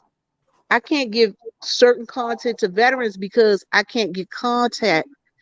You're not going, you know what I'm saying? I'm not going, certain veteran groups is not going to work with me if they see certain content on my video, on my channel. You get what I'm saying? Right.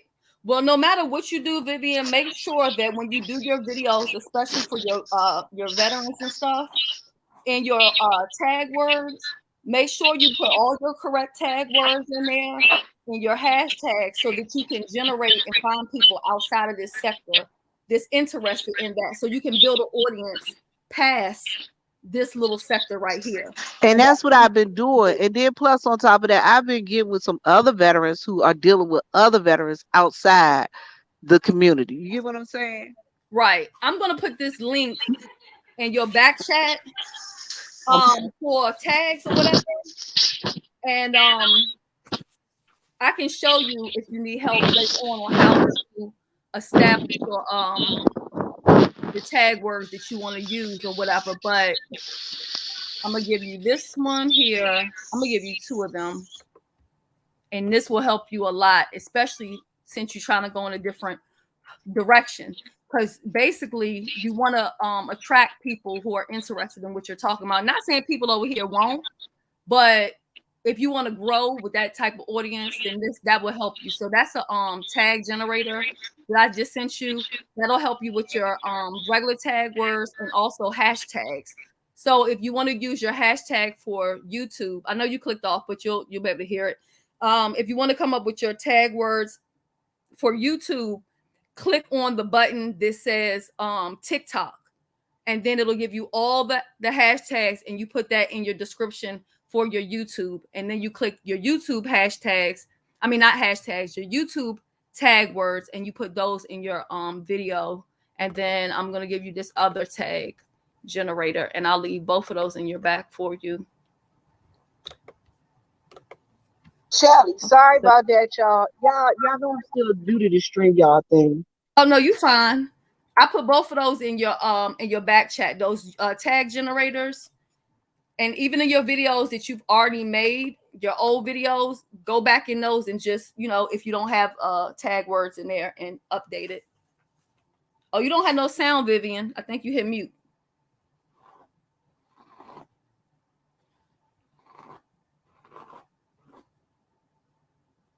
I think Vivian on mute and don't know it. In the chat, can y'all hear me, or is it just Vivian y'all can't hear? Can y'all hear me now? Okay, now we can hear you. Cause I had it on. I had it on mute. Hold on, let me take my camera off, y'all. Cause y'all know I can't see and hear and walk and talk and chew bubble gum at the same time. I was asking the guy to make my fingers pretty, cause you gotta have one pretty finger. Right. I kind of don't like when people do every finger in this overboard. That's just me. I like one finger to look real cute and the rest of them to look kind of plainish. Yeah. I don't Okay, like Reese said you overboard. got an echo. It might be Here, me reason. or Here I go. I'm going on mute, sweetie. you wasn't talking at the time. It could have been me with the echo. I was over here trying to brush this daggone hair. They love to say I got nappy hair. If they had as much hair as me, their hair would be nappy too. Projection. Okay. Shelly, I had nappy hair I call my own hair nappy. when it wouldn't grow when it was growing. But I keep it cut down now. I like keeping my hair cut short because I just hate messing with it. I'm lazy. I ain't even gonna lie, y'all. I love a bald head. I've shaved my hair off many, many times. It is so freeing, honestly. Having a whole bunch of hair is a whole bunch of work. It's a task, and especially when you don't have no relaxer in your hair. And I could have I could put a relaxer in here if I want to, but I choose not to. You know, child. Y'all know what? This has been so cool today. I keep telling y'all, I like cool chats where you come in the chat and it ain't no whole bunch of hoop la la and people screaming and hollering and fussing and cussing and all that stuff. Cause you get to Talking learn more crazy. than you do when you go in there and everybody yelling and it's so much chaos. What you think?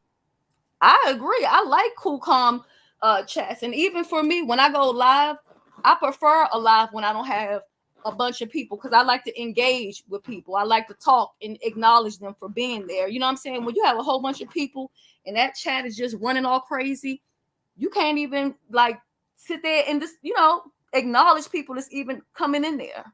And I'm not one of those people who don't appreciate, you know what I'm saying, people who support me. Some content creators and got so beside themselves that they feel like they doing something that's so great that people just owe them to watch them. There's billions of people on YouTube. They don't have to watch me.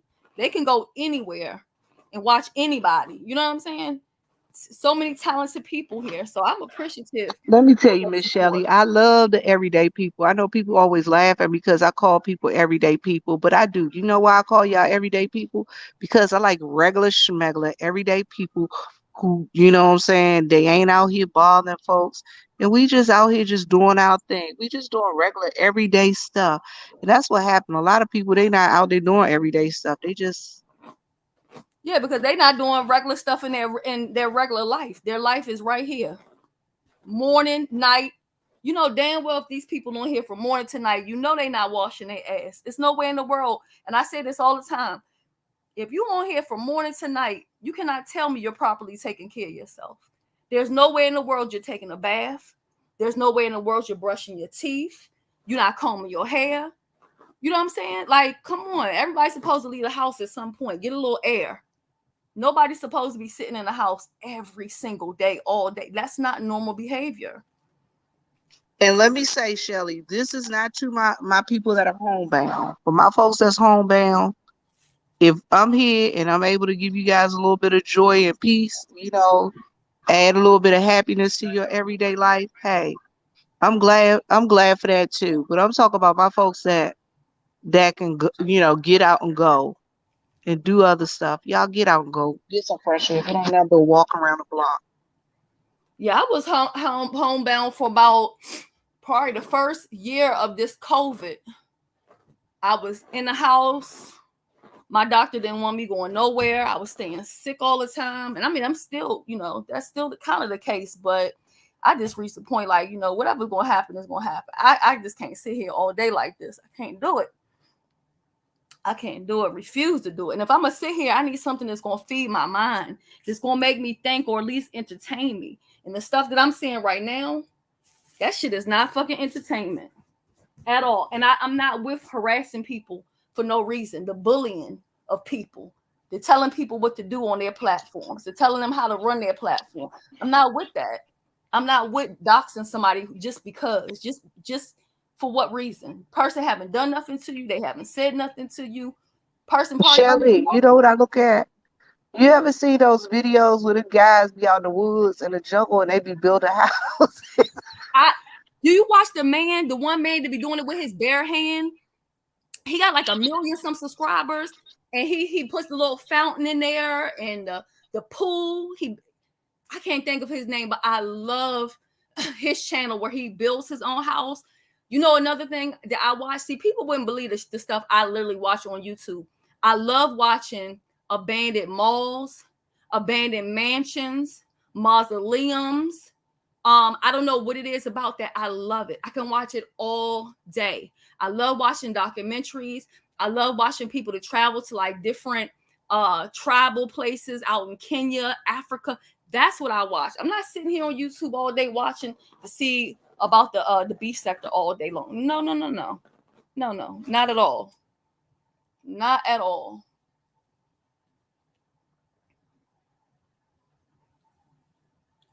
Well, that's because you actually working. These And people ain't people that these know me, people ain't Shelly, they'll working. tell you. They be like, "Did you see such and such?" I be like, "Mm." Just like people think that Jay Wilson be lying when he say he don't watch people. No, I believe him because I'm the same way. I know about stuff sometimes because people may tell me something that's going on. I'm not sitting up here catching every live, and then people live for 7 hours. This person live for 5 hours. I'm not watching 7 hours here and 5 hours there.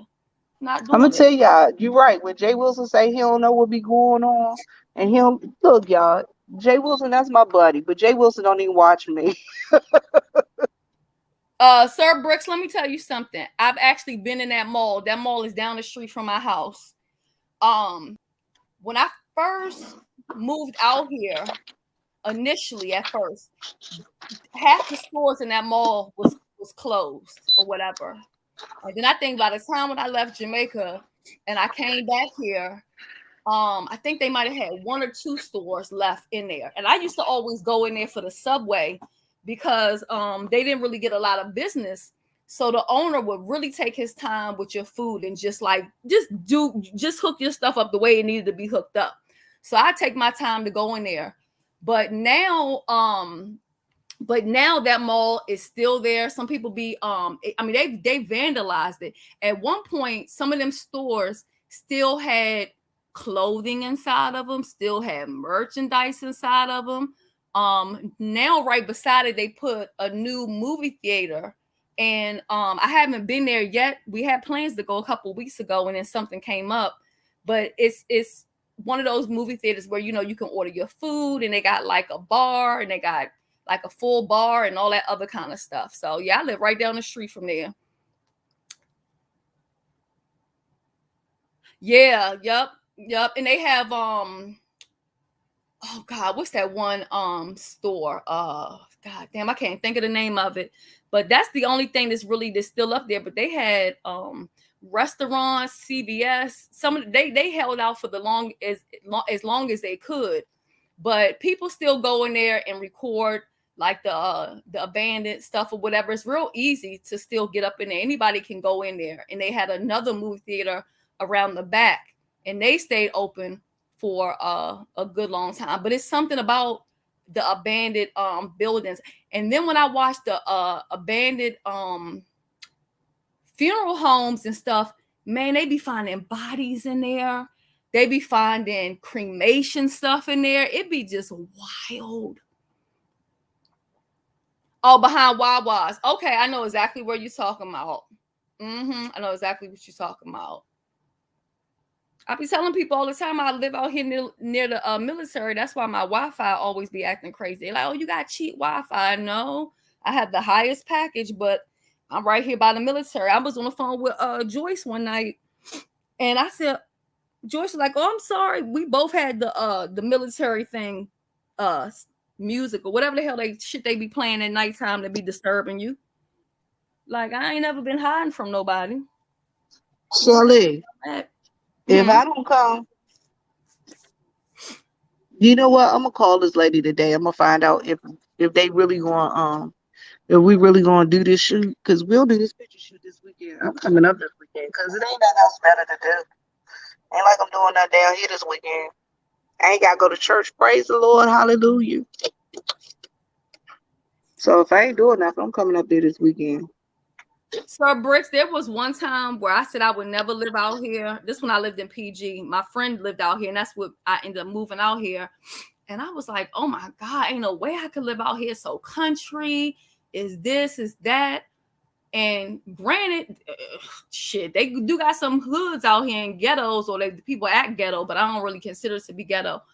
But it's like a peace of mind. Because if I want to go to DC, I can hop in my car to go to DC. If I need to go to Baltimore, which I really don't fuck with Baltimore, but if I need to go there for something, it's just a car ride away. But I had that peace of mind. I don't never have to worry, no disrespect to my family. I don't never really have to worry about them tapping on my door like that, because they never just in the neighborhood. You know what I'm saying? Now, my cousin lives down the street from me. He ended up moving out here some time back, and my brother moved out here not too long ago. But I'm not from here, so I don't just walk places and bump into people unless like we used to work together or something like that. But I'll say for people, it's a peace of mind.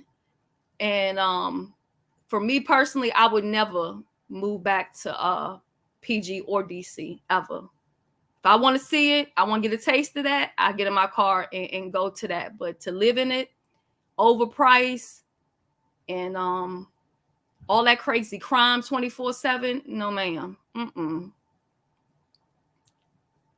Now Montgomery County is off the chain. Now my daughter lives in Montgomery County. One bedroom for her, $1,800 a month. Okay. Montgomery County is crazy ridiculous price wise. But then again, you got the best schools. If you got kids, the schools are good. Out here in Frederick, if you have children, the schools are phenomenal. It was the first time, people think I'm joking, my kids never went to school with white kids until I moved out here, Vivian. So what I'm like, my kids didn't never, not that they didn't know white people, but there were no white kids in their schools in PG. There were no white people in the neighborhood or down the street or around the corner. There might have been a couple, I don't even remember no Hispanic people, to be honest. No. When they went to so I used to live in Bladensburg too. So when we was in Bladensburg, they had some mixed children, and they had a couple Hispanic children. But as far as just like white kids, no, they didn't have no white teachers, none of that.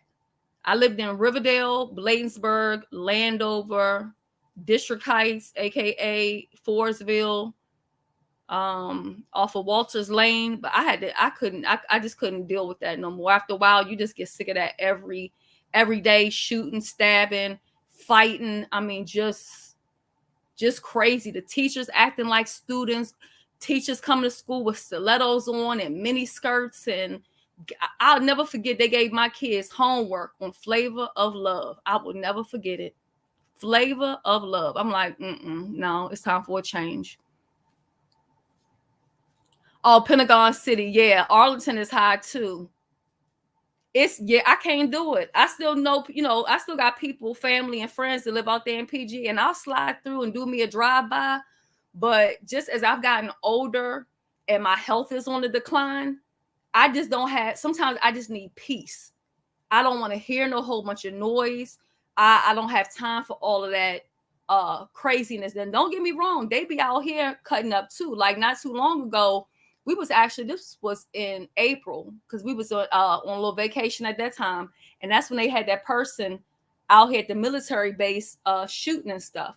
So it's still crime out here, and there's still people to be acting like they hood and they really not, which makes it worse. Because I'd rather be in the hood because I know what's up than people who want to act hood. Child, I bullshit you not, Lady Knuckles. Had them do homework on Flavor of Love. I said, no, ma'am. No, ma'am. And then the teachers, they don't, in PG, they don't want to correct the students because, the first thing the kids tell a teacher, I'm going to go tell my mother. I'm going to go get my mother.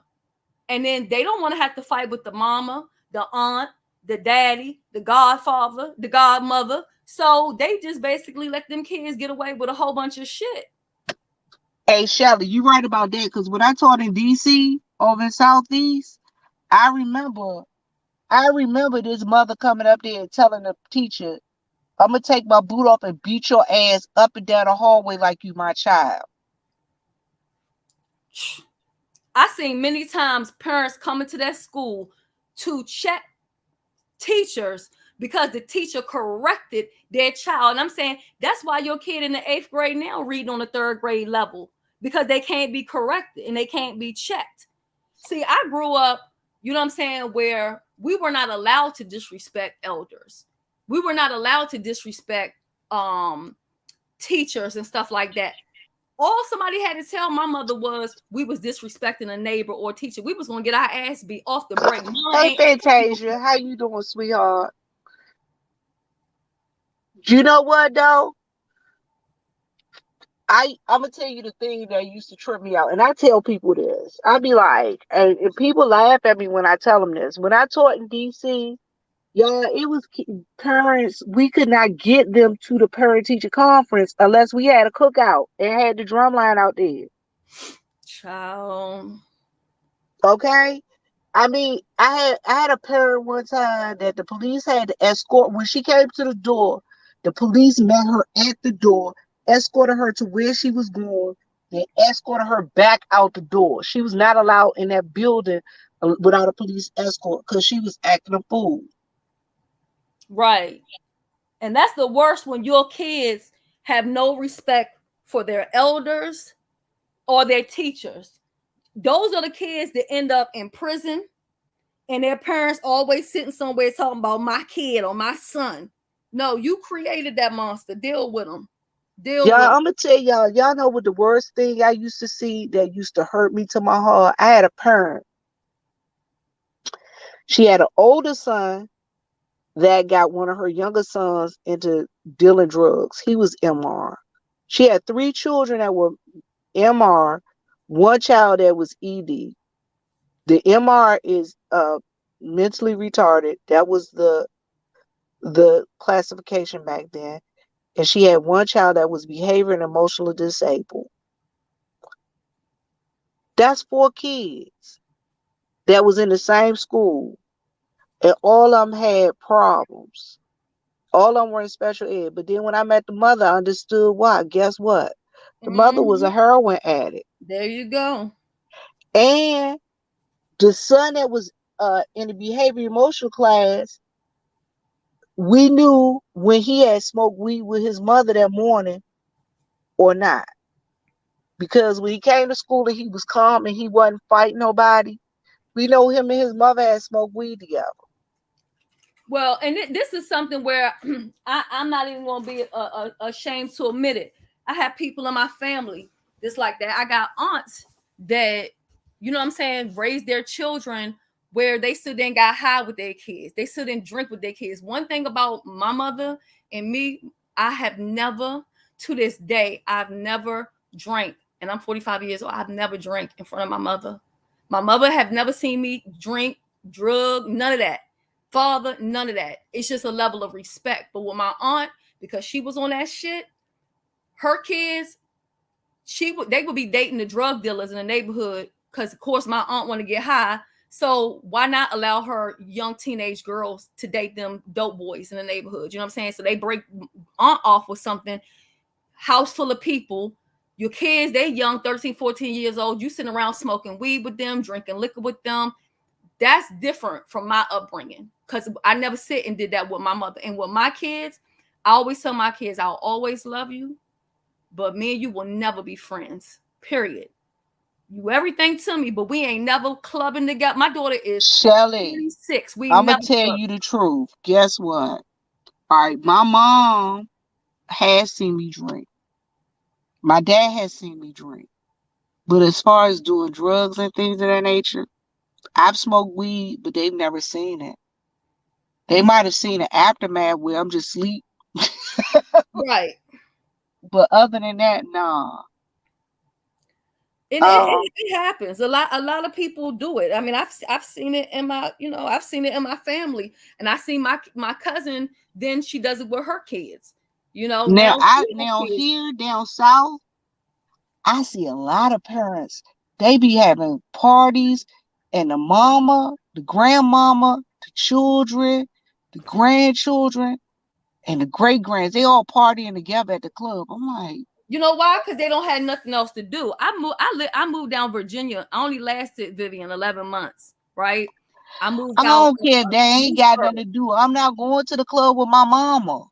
I'm not either, but that's what they do. They sit down there. That's what I learned about beer can chicken. I said, what the fuck is a beer can chicken? They use any excuse to get drunk. They put the beer can up in the chicken and put it on the grill or whatever. And the kids, well, they not really kids, but the teenagers, they party with their mama, the grandmama there, and everybody party together because they don't have nothing better to do. And no shade, but a lot of the women, they just sit and they have baby after baby after Well, baby. my other thing is I've never seen so many y'all. I'm in South Carolina. I've never seen so many women with beer bellies. Because they drink all day. I'm like, eh, you do realize you look like you pregnant, right? I mean, and then they be get mad, be like, "Are you pregnant?" Right. They be get mad because people like, "Are you pregnant?" They be like, "No, I ain't pregnant." Do I look pregnant? Well, yeah, you do. Yeah. Now I will say this, to Fantasia, if you're thinking about relocating to the DMV, if I was to recommend to anybody like where to live, and you said money's not an issue, if money's not an issue, I would say go for Montgomery County. I would say go for Moco. If you can afford Moco, go to Moco. Because I feel like with Montgomery County, you have the metro system, meaning the buses, you have the train, you also have the Amtrak, you have all of that. You have probably the best schools that your children are going to get. You have you pretty much have it all, and then you are close to DC if you need to get to DC for any reason. I would say if your money is a little funny, and you don't want to pay like $2,000 a month, because I had a friend too that was living in Silver Spring, right, in the high rises down there off Georgia Avenue, right before you get to the Silver Spring metro station, and she was paying $2,600 a month for a 2-bedroom in them high rises. So, but you can also go places like Germantown. Germantown in Montgomery County is not going to be as expensive as Silver Spring, Maryland. But the difference is in Germantown, you don't have a subway. You're going to have to go to Gaithersburg. That's going to be your closest subway. So it depends on what you're looking for. If you And don't want to Fantasia, drive, I can't tell you about Maryland and Virginia because I lived in Southeast DC. I grew up in Southeast DC. So it was always bus lines. I can tell you about all of them because I done lived in DC, I done lived in Virginia, and I done lived in Maryland. I done lived in all of them. Okay, I done lived in every last one of them. Hey Vegas girl, how you doing, sweetheart? Welcome. Thank y'all for coming. You know what, y'all? I thank y'all for coming in and hanging out with me and Shelly. I mean, you know what I'm saying? Because I'm gonna tell y'all, this started off with a conversation. We was trying to figure out who was whom. Fantasia, if you don't mind saying what's your budget? What around what would you like to pay a month? Because if so, I could direct you in which area to go. Because even if you have to go somewhere like Prince George's County, I could tell you what side to try to go to, but I wouldn't really recommend nobody, honest to goodness of God, at this point in time. Because let me tell you, when I Well, moved up, Shelly, you know Prince George's County is the ninth ward. Shelly, you know Prince George's County has always been known as the ninth ward. yeah, to be honest, Vivian, I'd rather live in DC than Prince George's County. I ain't lying to you. Y'all listen. Back when everybody was talking about before there was the Rodney King beatings, they used to beat the hell out you in Prince George's County. The police out of Prince George's County ain't never been no joke. They've been beating people forever. Vivian, what was the man name that was the oh my God, y'all know who I'm talking about. He had got caught up. Remember when they started closing down a lot of the clubs and stuff? What's his name? Jack, the politician. Remember he was doing some shady shit and they started closing down all of those clubs. Like even the politicians over there are shady. And when I tell you this is no lie, where I lived at, it could be a shooting, it could be whatever. The police, when the police won't show up, that's when you know you live in a bad area. When you can't even order no carry out past 5:30, you know that ain't where you need to live. Even the only people who would deliver over there is the Chinese place, and even they would not come knock on your door. You had to meet them in the parking You lot. gotta meet them in the parking lot. They put the I window. lived in an apartment building off of Silver Hill Jack Road. Johnson. Thank you, Reason. Jack Johnson with his shady ass. He was You around gotta there meet them on out in the quarter. parking lot. You right, Shelly. They put the window down enough for you to literally drop your money. You better not have a whole bunch of change and stuff. You better get them a crisp $20 bill. They put that window down enough to throw you your food and ball out. I'll never forget one day they scared the Chinese man so bad that man almost crashed. Okay. And you better not be expecting no change. No, you better not expect no change because they're gonna ball out as soon as they give you your food. They gone, and I can't blame them because they would be doing crazy shit. When I lived in Bladensburg, I never forget they shot the pizza man over $20, robbing them. Don't nobody got time for that. But I would say Montgomery County for Fantasia. I would consider Montgomery County, Virginia. If you're gonna go to Virginia, I would say somewhere like Alexandria or whatever. It's nice out there, you know, Crystal City area, but you know, you're gonna pay. Now, like I know a lot of people was telling, you know, when Rico was trying to move, and they were saying, well, why go to New York? Because it's so expensive. You know, Maryland is so high. But you do have places in Maryland like Hagerstown. Hey, my cousin moved out Hagerstown. She left from PG, moved out Hagerstown. She was in a 5-bedroom house. She was only paying $750 a month. It's cheap in Hagerstown, but Hagerstown don't have no subway. They don't have buses that run all day. Like even where I'm at, we have buses that start 6 o'clock. They don't have buses everywhere. They only have it like on main areas. Start 6 o'clock in the morning, and I think the last bus comes at 8 or 9. Shelly, Fantasia is saying $2,300 a month. She looking for a 2-bedroom. Oh, well, she good then. Fantasia can live anywhere. I would say go to Montgomery County and or like Sir Brixton said, Chantilly, Centerville is affordable as well. But with Montgomery County, the reason why I say Montgomery County is because to pay that type of money, you also need to make good money. So if you're in Montgomery County, you can go work in DC, you can work in Montgomery County. You pretty much have your options are open. If you drive, especially at that amount, you could be in a house, you know what I mean? In like Montgomery Village area. Yeah, You also, this worked out well. how did Vivian do that? Do what? I went out and came back in, y'all. I don't know how you just have me on the screen, but I can hear you. That's weird. All right, there you go.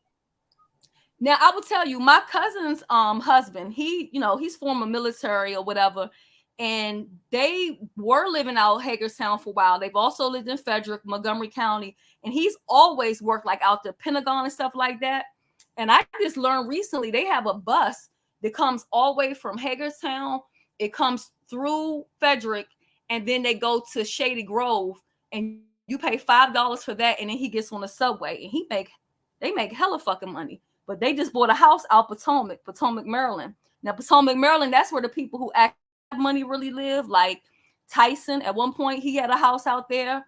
Sugar Ray Leonard, he live out there. So that's, Bethesda. Bethesda's a nice area too. You know what I mean? That's still Montgomery County, but I'm just, naming places. What about Rockville? Yeah, Rockville is good too, but Rockville also got some slums out there.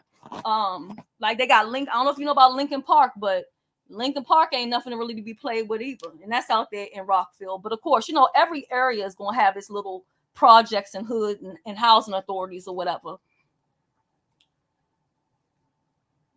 270 is a mess. And then, well, of course, even though they put the the toll road in there or whatever, so that does help some, but still, like, I have a lot of doctors bricks, right? This in Montgomery County, because I got a lot of health issues, so I got doctors all over. And depending on the time of the day, if I leave from Frederick, what would normally take me 30 minutes to get to Rockville could take me 5 motherfucking hours to get there because of the traffic. Yeah, Rockville. Yeah, my grandmother, my great grandmother. Let me take that back. My great grandmother, before she passed, she had a house in Rockville, and my uncle lived across the street. And then down across the way, that Lincoln Park area over there ain't nothing to be played with. Ain't nothing to be played with. They shooting, killing, and all other kind of shit. Potomac is nice, but they got the hood over there too. Scotland, Tobytown, Potomac, but it's a hood everywhere. You know what I mean? And the problem with a lot of stuff in Montgomery County and even PG is, no shade against DC, but when they started making people move out of DC, and then people started taking their Section 8 vouchers and stuff, and they started, relocating, all of them people started moving right to PG and Montgomery County with all that same way of living, how they was living in them hoods in DC. And that's part of the Shelly, my sister moved down to Rivertown, I think it's Rivertown, down by past Waldorf. Oh, okay. Yeah, she moved in a house down past Waldorf. Man, I had a kid. His mama had like 10 kids. Oh my God. Guess what she took her Section 8 voucher. Where'd she take it to? Out there. Child by. Down there in Maryland, down there towards Waldorf, past Waldorf. You know what I'm talking about? Past Waldorf. Girl, I know what you're saying. Down, like when you go past, you end up on the toll road. You can end up at Po Monkey and all of that. I'm gonna be honest with you. If I had me a Section 8 voucher, I would take my voucher and go right to Montgomery County. Why not? If it's gonna cover it, why you gonna take your shit and go in the hood or go somewhere raggedy? I'm gonna go get me the best. I think you on mute again, Vivian. And you're right. Southeast Waldorf is the new Southeast DC. But PG County always been Southeast DC. We've always called PG County the Ninth Ward. We've always called it the Ninth Ward. I mean, honestly, it's right around the corner. I mean, when I lived off of Walters Lane and Pennsylvania Avenue, Pennsylvania, you right down the street and you in Southeast. And what would kill me is when I see the white people lost by the hood trying to ask for directions. I'm like, you better keep your windows up. Don't unlock the door. Keep on driving down that Pennsylvania Avenue till you see something called the White House. Don't stop until you see it, because you're in the wrong neck of the woods. But now I'm going to tell you a secret, you guys. You guys ever notice when you travel to any city, once you go downtown, 2, maybe 3 blocks over is the hood. Always. Y'all ever notice that? Don't let it be an MLK. MLK is always hood. I don't care where you go, what state, wherever. If it's an MLK, it's the hood. MLK, Marcus Garvey, or Malcolm X. There you go. Always the hood. And I know y'all probably like, why y'all judging and why y'all stereotyping, but it is. And I've noticed this in every big city I've gone to. Downtown will be here. If I walk 2 blocks that way, or 2 blocks that way, 2 blocks this way, 2 blocks that way, I'm in the hood. Am I right? You're correct. But see, it's not us judging. We speaking on things that we know and we qualified to speak on. And this is the truth of the matter. I would, and this is no lie, I would move back to Jamaica before I ever move back to PG. That's how bad, in my opinion, PG is. Oh, PG terrible. PG been terrible for a long time. I remember when we used to go out crystal skating and all that stuff when crystal was brand new. They used to test, and people be talking about that's why wasn't nobody in DC shocked when they found out about Rodney King getting his ass beat. Right. Believe it or not, yeah, I'm telling y'all, people in the DC, in the DMV area, they was like, that's an everyday occurrence in PG County. Every day, all day. I remember over there at Crystal Skating Ring and watching this boy kick this boy up in his mouth with his daggone skates on. I mean, just off the hook stuff. Yeah, I'm telling y'all, my cousin be like, I'm going skating. I'd be like, Bob, I'm going with Jackie to go skate. She'd be like, no, the hell you are. Bye, Jackie. Get on out of my house. Right. And you right, Sir Bricks. That is right. The city planning, it was done on purpose due to racism. Y'all, I'm going to tell y'all, people don't know this. But the same guy that designed Karlsruhe, Germany, designed Washington, was one of the people that came up to design for Washington, D.C. What? I didn't know that. All right, so Washington, D.C. is a wheel. If y'all ever notice, it's a wheel around all right, MOI. It's a wheel. And basically what it does is each street lead out. Y'all know that, right? Anybody ever looked at the city map of Washington, D.C. overhead? It looked like a wheel spoke. That's how it is in Karlsruhe, Germany. And all of them lead to all of them lead to the castle. Every street leads to the castle. And I didn't figure that out until I went to Karlsruhe, Germany. I was like, it's weird. This is like being in D.C. Why is it that why is it that every road leads to the castle? Well, I know one thing, if you lost and you keep on driving, you're going to end up back where you was at before. That's true. That's true. It's true. And they got so many. I would say y'all know a place that got so many daggone one-way streets. DC and Baltimore. Philly got the worst one-way streets. Oh. Philly got so many one-way streets. You say to deter the city from being overran, it's gonna be overran anyway. If they want it, they can have it. Get it. Yeah, I would tell y'all, I remember as a kid walking down, because my auntie lived on Independence Avenue. She owned Okay. one of the big houses on Independence Avenue, one of the big old row houses. And I remember walking from Independence Avenue to the Capitol. And we used to, on Sundays. I'm telling you, that used to be so cool. I used to have so much fun.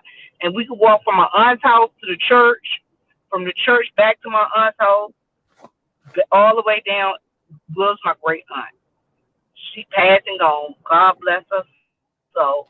But we used to walk all the way down DC, from Southeast DC all the way down Northeast, go past the market, Eastern Market. Oh yeah. Yeah, so we used to walk past there, going on downtown. On that used to be her afternoon after church adventure for us when we have church in the evening. She's like, let me take all these chaps and take y'all down there and get some energy out of y'all. Y'all don't know how that old lady did it though. Walk with us. Y'all, if I had to walk now from her house going down up, oh Jesus. I guess they could do that back in the day. They can't do it now. Right. Can't do it now. Because people too scared to walk out their door now. That part. But y'all, they laughed at me. They laughed at me being down south. They be like, you ain't scared? No. Because I No, can't live somewhere I'm scared to leave out the door. I'm paying too much money to live there for me to be scared. The only thing I'm scared of is the boars. well, that's why I say that Rico will be okay wherever he go. Because if you can handle DMV, you can handle New York or anywhere else. I'm not saying that you're supposed to go there and be like not aware of your surroundings or whatever, but if you can survive living over there in Suitland, you can survive anywhere you go. When I was in Jamaica, people like, you're not scared to live out here? I'm like, I'd live in Jamaica any day. And don't get me wrong, it's crime and killings and all of that over there too, but I will live over there any day over Prince George's County. I'm going to tell you what I used to tell my niece. Because, my niece, she came down here from D.C. And I had to tell her, she was like, Auntie, but it don't matter. I'm from Southeast DC. I had to explain to her, sweetheart, yeah, I understand you being from Southeast DC. I understand you not being scared. I understand that you know, you used to doing whatever. I said, but my issue with you is I don't want you out there in the streets at night thinking that you walk around by yourself and you cool and everything gonna be all right. Because everybody, what I found out, now I don't know how many of y'all gonna agree with me when I say this. In DC, in major city, DC and other major cities, they know what they rep is. When my niece was down here in Augusta going to school, I used to have to fuss at her because I was like, I understand that you think but you can't be out in the street because they're more apt to kill you down here or more apt to fight you or do whatever because they're trying to build a rep. True, yeah. If that sounds, you know what I'm saying? If I'm making sense. Anybody understand? I got you. But a lot of people, they don't understand that. Look, I always tell people, watch your 3, 6, 9, and 12. That's all I can tell you. Watch your 3, 6, 9, and 12 because you don't ever know who out there lurking. You don't. But I'm not saying be scared. You just got to be, like Shelly said, aware of your surroundings. Right. Thank you, Stig.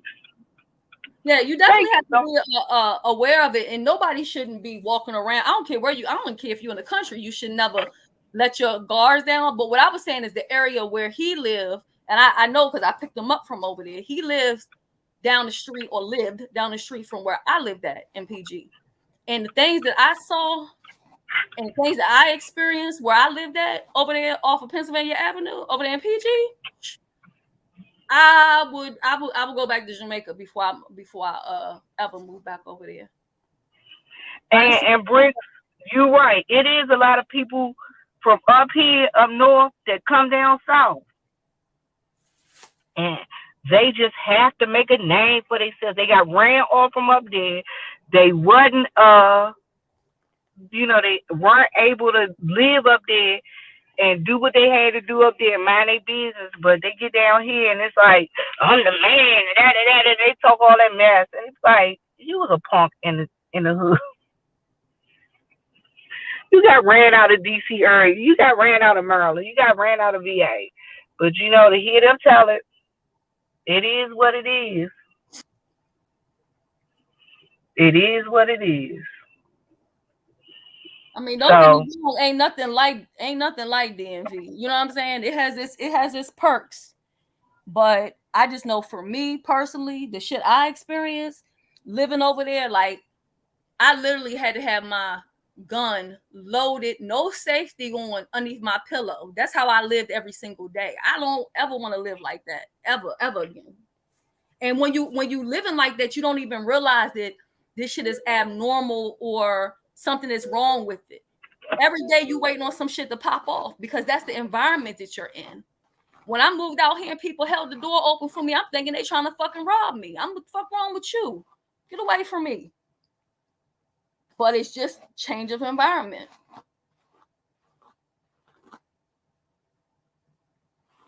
Right, yeah, I can see that, Sir Bricks, for sure. Don't go nowhere and underestimate nobody. Because one thing I know about people in the South is they real good with them guns. Because they know how to operate them from a young childhood. My mother's husband is from Virginia. And when I say Virginia, I'm talking about country Virginia, not no Alexandria and all that. I'm talking about Appomattox, Virginia country. And all of his nieces and all of them from the ages 10, 11, they out there shooting deers and all that shit. They real slick with the gunplay. So nah, you ain't supposed to sleep on nobody. I don't care where you go. Because everybody ain't fist fighting these days. you right about that. You are right about that. Listen, I tell people all the time, y'all be thinking that y'all got it going on like that, but y'all ain't got it going on like y'all think y'all got it going on, because you never know. Somebody might be out there badder. Right. You think you're the baddest bee, but you ain't. It's always somebody badder. There's somebody for everybody. Exactly. And guess what? You might lose a fight today, but you might win one tomorrow. Hey, it is what it is. But I'm gonna tell y'all, for real, I want everybody to just be chilling, and you know what I'm saying. It just we ain't all gotta be all fighting with each other all the time. For real. You can only want better for people who want better. You get what I'm saying? That's true. I ain't with it. Like I want well for everybody that wants to do better, but I'm not gonna exhaust myself and try to make anybody see the light, because then you taking away from my energy. You know what I mean? Because you don't want to do better. If you want to come on here and do dumb shit all day, have at it. I won't be participating with you. I don't have time for it. I don't have time. I know that's right. Y'all, I had to get a man my car and my I had to give me something to eat. Y'all ain't ate all day. Can y'all believe that? I can believe it because I ain't ate all day and it's 1:33.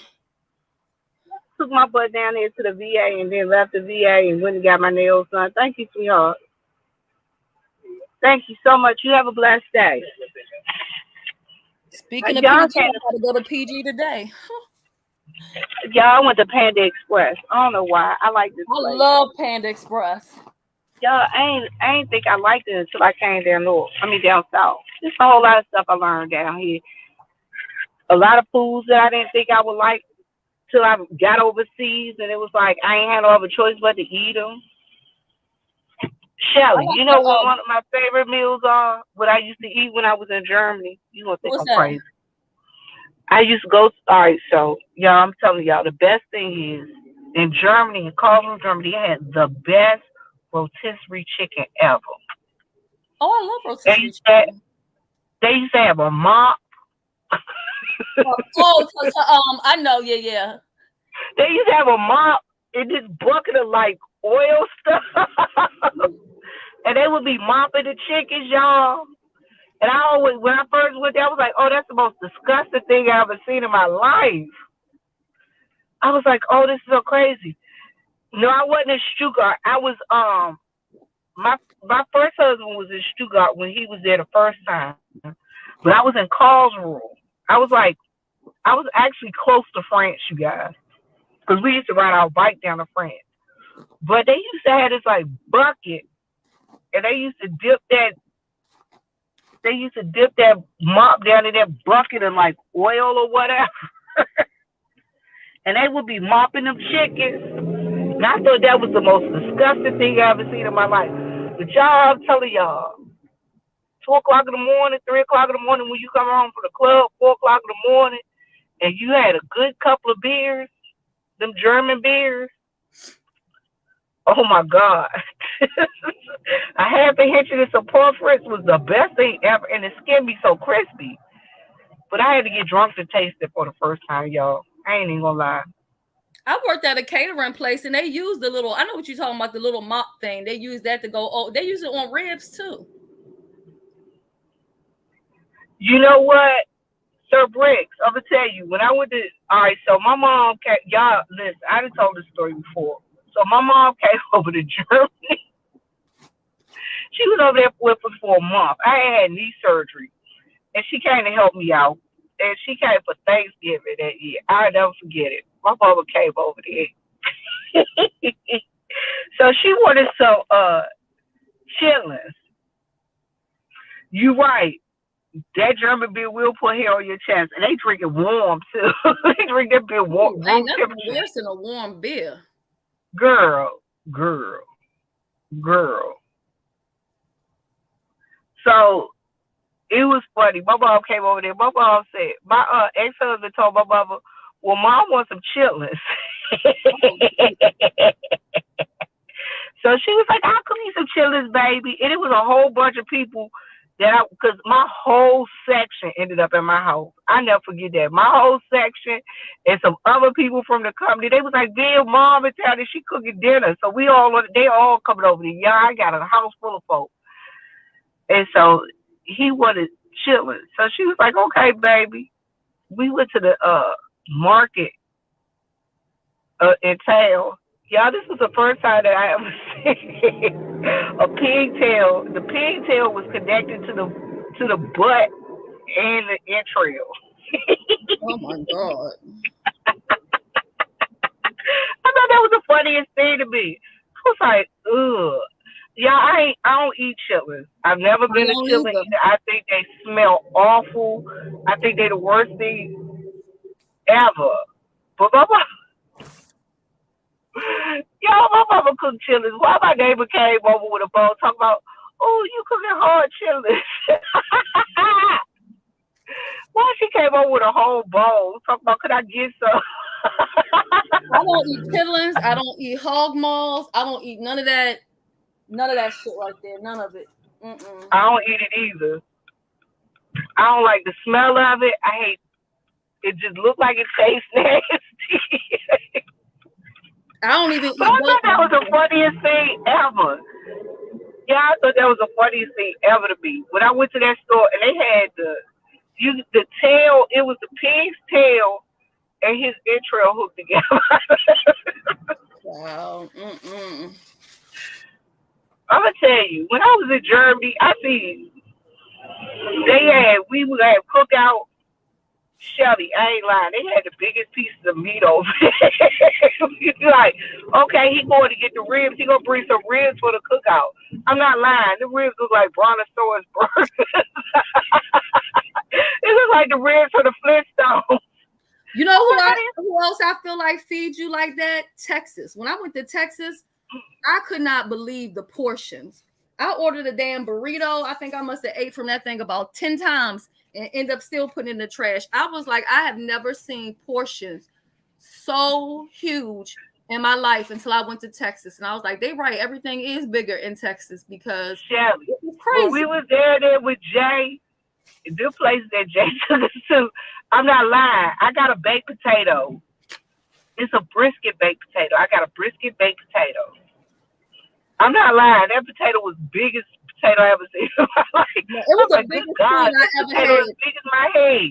Yeah, the biggest food I ever had was in Texas. I was so like shocked. Like, I cannot believe these portions of the food is this big. Everything was just huge. I'm like, if I'd have known this, I would have ordered a kids meal or something. This is crazy. Wait a minute, you woke up in Valencia. Wait a minute, you got drunk in Barcelona and woke up in Valencia. Wow. Look, Sir Briggs, I remember they used to go to Amsterdam and then they come back. I remember this girl, I'm not lying, y'all. So this is why I always said drugs are so bad. I remember this girl, she went to Amsterdam. She snorted so much coke. Oh When my she came God. back, her nose was still bleed. They had to rush her to the hospital and get her nose cauterized from the inside. That's how bad it hurt. Yeah. It was terrible. Terrible. But I used to have fun in Germany. I love Germany. If they told me I got to go to Germany and live for about a month and a half, 2 months, I go in a heartbeat. It was so clean over there. Some old people be over there scrubbing them streets and everything. Amsterdam was insane. I had a good time though. I had a good time when I went to Holland. I had a good time when I went to Belgium, Luxembourg, and the Netherlands.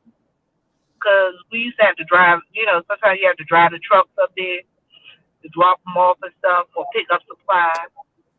That was fun. I had fun, y'all, and I used to have fun riding my bike to France too. Because we used to ride our bikes to France, but we hit all the beer gardens on our way. Well, see, that's something else you have to keep in mind, Vivian, with yourself as a person who's well traveled. Sometimes it's hard to have an understanding with other people who have only been in the four corners of their home. They haven't been anywhere. Not the four corners of their home. Yeah, I was gonna say the neighborhood, but they ain't been nowhere. They haven't, and you could tell, like some of these people, I don't have to name no names, but it's certain people where you seen them actually go somewhere and you can tell they just never been nowhere before. You know what I I'm mean? gonna tell you the first place I went, Shelly, besides the United States, outside of the United States, the first place I went was Bermuda. I went to Oh, Bermuda at really? Okay. 16. First place I went to Yeah, was I was Canada. I was a we had a whole private beach. It was 10 of us, 10 kids, and our chaperone was 25 years old. Oh Lord. they, and they gave us, Shelly, remember the old mopeds, the ones you had to pedal? Oh yeah. We Back had when people mopeds. used dirt bikes and stuff. Exactly. We had the old mopeds, and I'm telling you, man, we was all over the place. All over the place. And do you I know was what? All the people that came from DC except myself and the chaperone ended up getting sent back home. Lady Knuckles, you've only been to Florida and California. You know what? Lady Knuckles, I lived in California. I lived in Southern California. I lived out there for 4 years too. I love Florida too. I used to go to Florida like every other week. I mean, every other year. When I had my timeshare, I would take my mom and my sister, my dad, brother-in-law, niece. You know, we do a family vacation and stuff. They loved it. They Yeah, loved I've it. never been to California. I was going there. I think that was last summer. Yeah, last summer I was going, but then the pandemic was so bad, I had to cancel my trip, which is why I still have some credit with the airline.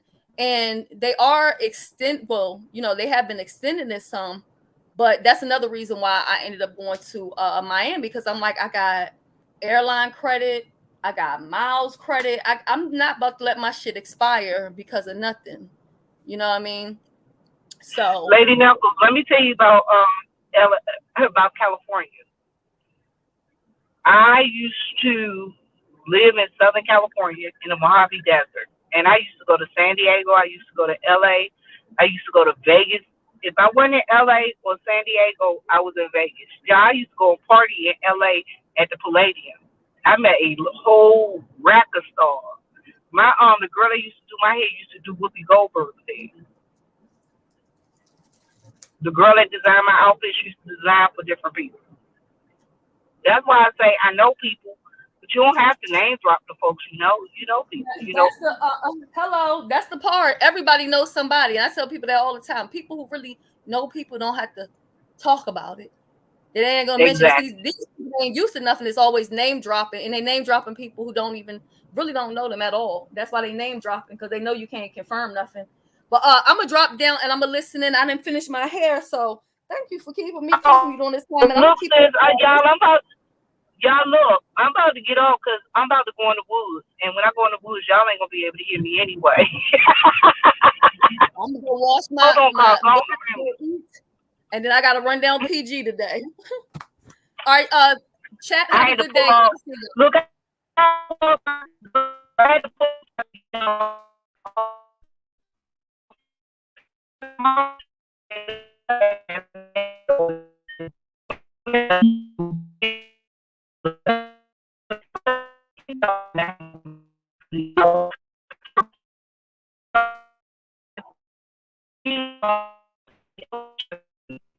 Thank you, Bridget Redbone.